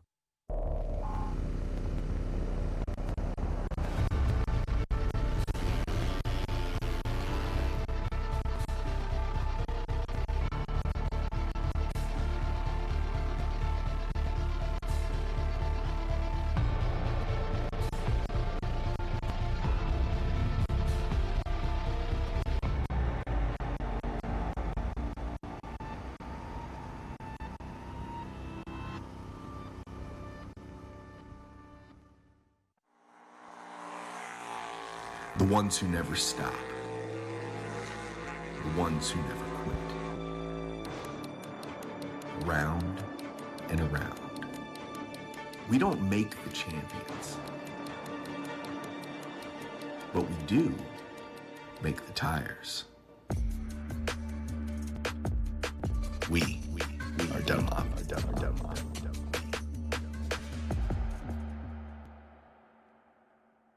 SuperGen Products is a premier supplier of Champion power equipment. Champion has years of experience providing dependable and durable power products designed and engineered in the U.S. For home, work, or play, Champion products are the standard of performance excellence. Learn more at www.supergenproducts.com. Checkered flag! Shayna Texter takes her first win of the season and the first win ever for the Red Bull KTM team. You know, it's always that first win of the year. You got to get that, off your back. And you can kind of, I guess, cruise a little bit easier in a sense that you have a win for the year. Now it's all about trying to repeat and get back up front. So I've been overall pretty satisfied, but I'm definitely looking forward to getting to the miles and stretch the legs on the KTM. I know the guys back at the shop's been doing a lot of homework this year to make sure the bikes are good and 100% ready to, attack each and every weekend. A lot of people don't realize I've never rode a KTM 450 until this year, and Dan, he's got his notebook, and we're able to use some of our notes from the years, but, the teams, it's so new to the sport. Dan and I are literally the only two that have any flat track experience. We're trying to get the team and the crew back up at the factory up to par with things, and we're constantly making changes. So for us to get a win so early, you know, it was huge, you know, and hopefully we can just carry that momentum and continue on. And, you know, I expect Dan and I should be on the podium, at least one of us, every weekend. I just like going fast. You know, I like the adrenaline rush of going, you know, wide open and, you know, playing a little bit of the draft game with the boys. You know, it's fun. It's, you know, a little bit of a twist of what we've been doing lately on the little groove tracks. But yeah, I mean, really, I enjoy going fast. At Red Mile, I want to win. You know, I've podiumed there in the past 2 years that we've gone there. So for me, the next step is winning the Red Mile. You know, it's going to be really cool for me. I'm going to have a bunch of family come into that event. It's, you know, it's not too far. I think it's like about 10 hours from home. So, you know, it would definitely be special to get that first mile out of the way and to get a win. Tom Duma Fine Jewelers is proud to be the official jeweler to American Flat Track, providing 3 custom championship rings for each class in 2020. TDFJ wants to be your jeweler. Check us out online for all your jewelry needs, from engagement rings to fashion jewelry to watches, in all price points to fit everyone's budget. Shop like a pro. Shop TDFJ.com. SBS is your single source for brake parts and components, from pads to rotors, shoes, and other important parts, covering motorcycles, scooters, motocross bikes, ATVs, and UTVs. We create the power to stop you so you can go ahead. Find the right parts for your bike at www.sbs.dk. Over 40 years ago, Russ Brown set out on a mission to help injured riders. We fight for the rights of riders every day, because we are riders, and we know what you're going through. If you're injured in a motorcycle accident, don't fight the insurance companies with just any lawyer. Call 1-800-4BIKERS. These guys will have your back. If you go down, call Russ Brown. Motorcycle attorney!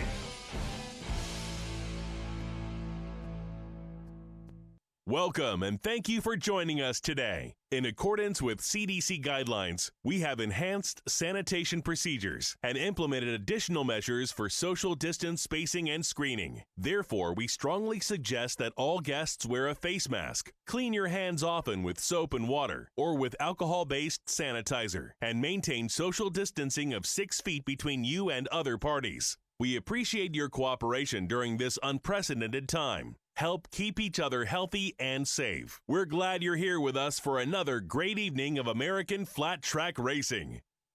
Over 40 years ago, Russ Brown set out on a mission to help injured riders. We fight for the rights of riders every day, because we are riders, and we know what you're going through. If you're injured in a motorcycle accident, don't fight the insurance companies with just any lawyer. Call 1-800-4BIKERS. These guys will have your back. If you go down, call Russ Brown. Motorcycle attorney!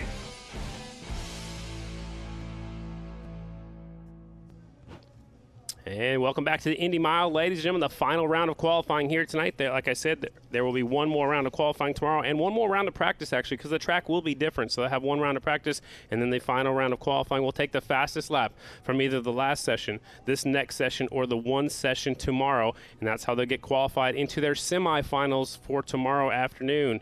And leading into tomorrow night's program. And then we'll start all over from scratch on Saturday. So it's a complete new program on Saturday. So you want to come to both days and watch all kinds of racing. I like coming the night before. It's the first mile of the season. We did this down in Volusia because it was the first race in a mighty long time, over, I think, 280 days or something like that. It was a long time. So I like to test and tune the night before. Not all the riders can make it on a Thursday night.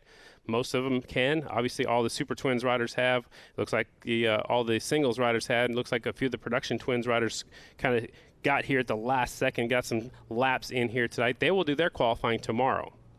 And again, qualifying is very important because there's rows of 4 now instead of rows of 6. So the better qualifying spot you will have, the better starting spot you will have in your semifinals, or if you're in the singles class, well, it's the semifinal for them too as well. So you got to qualify very well, and the Production Twins just the same way. Rows of 4 all the way back. And on a mile track, you do not want to start that far back. So they said, let's fire them up 1 minute. All right, everybody's ready to go. They're rolling out. This is group number 1. Qualifying round 2 out here. AFT Super Twins presented by Vance Hines. Here they come onto the track. Who's going to play cat and mouse? Who's going to go at the back? Who's going at the front? Sammy Albert's not scared to go out front. We know that for sure. That's who's going to lead him. Briar Bauman this time will go out second. There's Bronson Bauman third. And Jered Meese is fourth this time, so a little bit different. Now at the back of the pack is the 67 Davis Fisher. He's had some speed all night long. The 67 bike, that's the Briggs Auto bike tuned by Johnny Goad. Sponsored by Height Trucking as well. There's your leader, Sammy Halbert, into turn number 3. Looks like Briar's behind him with the big number 1 plate. Won his first ever championship last year in the Premier class. Last year was the AFT Twins class. This year it's called the Super Twins class. And here they come off of 4. Green flag is in the air. The clocks will start right now. Sammy Halbert at the point. Briar Bauman, Bronson Bauman, Jered Meese, 44 of Robinson right there in tow. There's a good look at one of the factory Harley-Davidsons. I believe that might be the 79 of Dalton Gauthier. Jered Meese is out there. I said that. Fisher's out there. 92 of Brandon Price, who has been fast all night long as well. The 92 Indian motorcycle. Again, they're a little bit separated out. Tomorrow when we'll have the real racing action, there'll be a lot more drafting going on. They'll work together. And one of the riders slips up wide over here in turn number 3 and 4 is off the pace now. I'm not sure which rider that is. It might have been the 9 bike. Looked like one of the factory Indian motorcycles. There goes the 9. It was the 37 bike off the pace.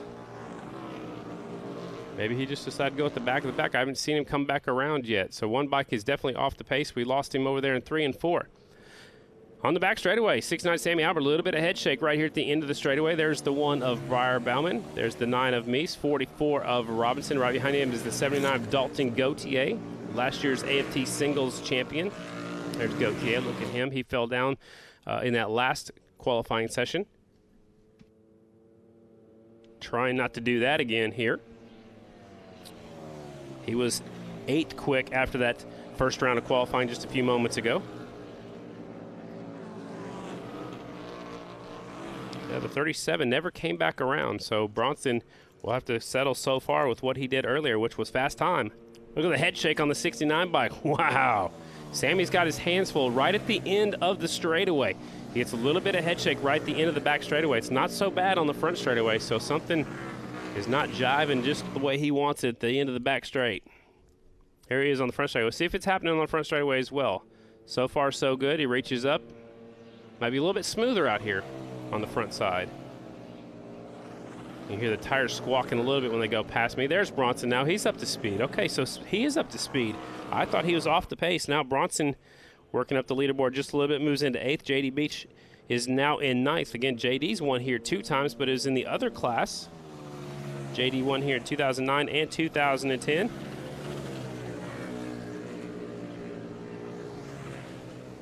Get everything sorted out.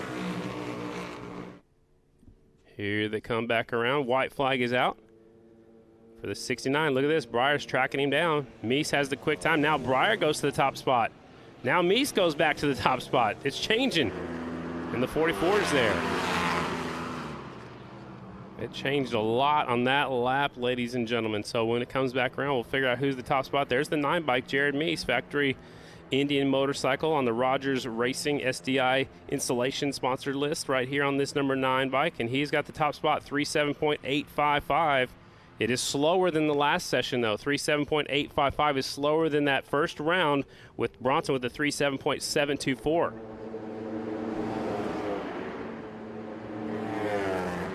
And that's the checkered flag right there coming out. Looks like so far round 1 of qualifying is fastest. Meese 37.855. Bronson was faster in round 1, 37.724. Gonna set up for some great racing tomorrow evening right here at the Indy Mile.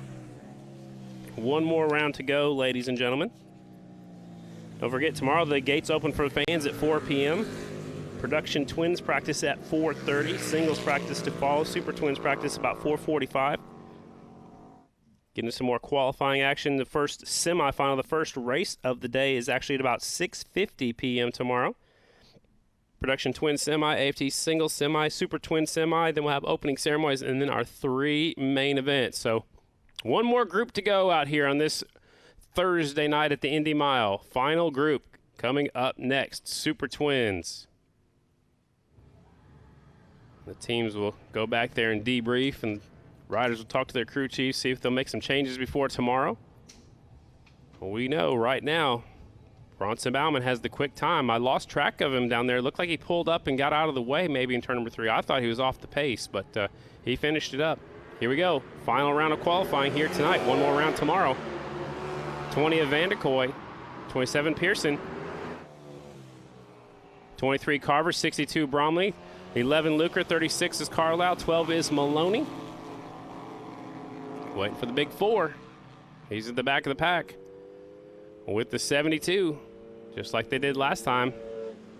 Pegram on the 72 and the 4 of Brian Smith. Looks like they're having a slow race at the moment before they got going. This is it, ladies and gentlemen, final round of qualifying for tonight.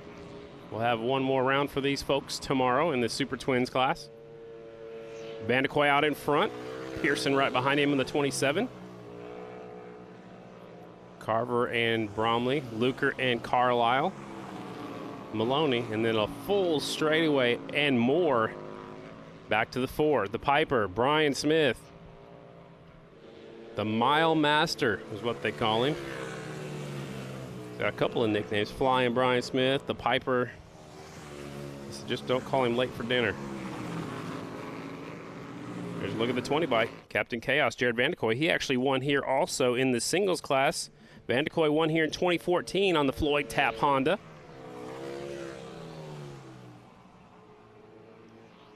Remember, Carver was shifting the motorcycle and was having a few mechanical issues at the end of that last round. Looks like he's doing good right now. I'm not sure if he's on the backup motorcycle.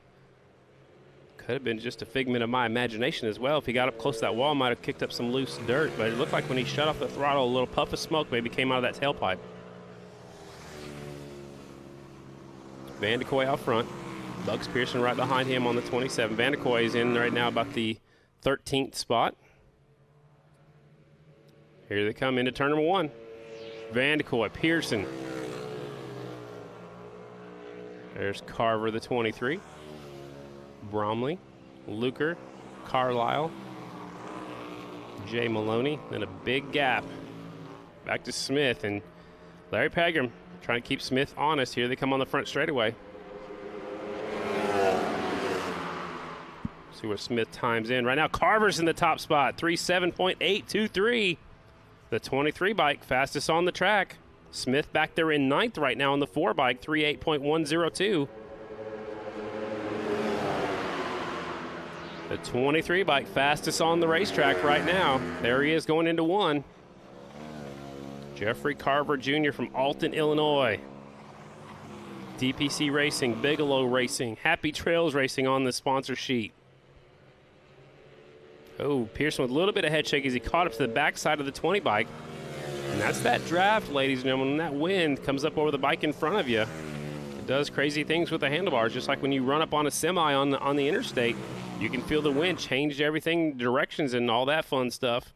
White flag is out for the 20 and the 27.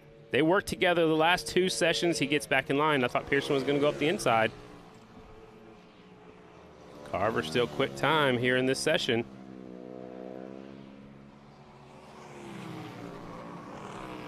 This is it for tonight, ladies and gentlemen. We'll be back on tomorrow. 4 o'clock for the gates will open. 4:30 is our first practice session tomorrow afternoon right here at the Indy Mile. We're East Coast time zone for you folks tuning in on Track Pass or on Facebook. Pearson currently 6th in this session. Here's Carver. There's a checkered flag out for your top 2 spots, the 20 and the 27. There's Carver across the line. 23 by quick time here in this session. 3:7.786. So right now, when tonight's over, it's going to be Bronson Bauman with the quickest lap of the evening in that last session. Look at VandeKooi's gooning a little bit down the back straightaway, just having some fun. His work is done. And there's the 4 at the very back of the pack. But Carver reached over and waved at somebody over there on the back straightaway. Carver sets a quick time here in this second round, but it's not going to be faster than Bronson in that first round. And that's it, ladies and gentlemen, from the Indy Mile. That's a wrap on the test and tune night. Special thanks to Vance Hines for presenting the AFT show earlier this evening. If you missed it, tune in on Track Pass. Also, don't forget to watch all the racing action tomorrow. We'll be right back out here on the legendary Indy Mile for the 49th running of the Indy Mile. I'm Scotty Dubler. Kristen Beat was along earlier. Tomorrow we'll talk to the man, the rock star himself, Ricky Rackman will be with us tomorrow. And we're going to have some more fun. Again, practice tomorrow at 4:30. Gates for you fans to come out here and watch. 4 o'clock. Practice gets started at 4:30. We'll get into the racing action right about 6:50 or so. After opening ceremonies will be all 3 main events. I'm Scotty Dubler. We'll talk to you guys tomorrow. Have a safe night, everyone.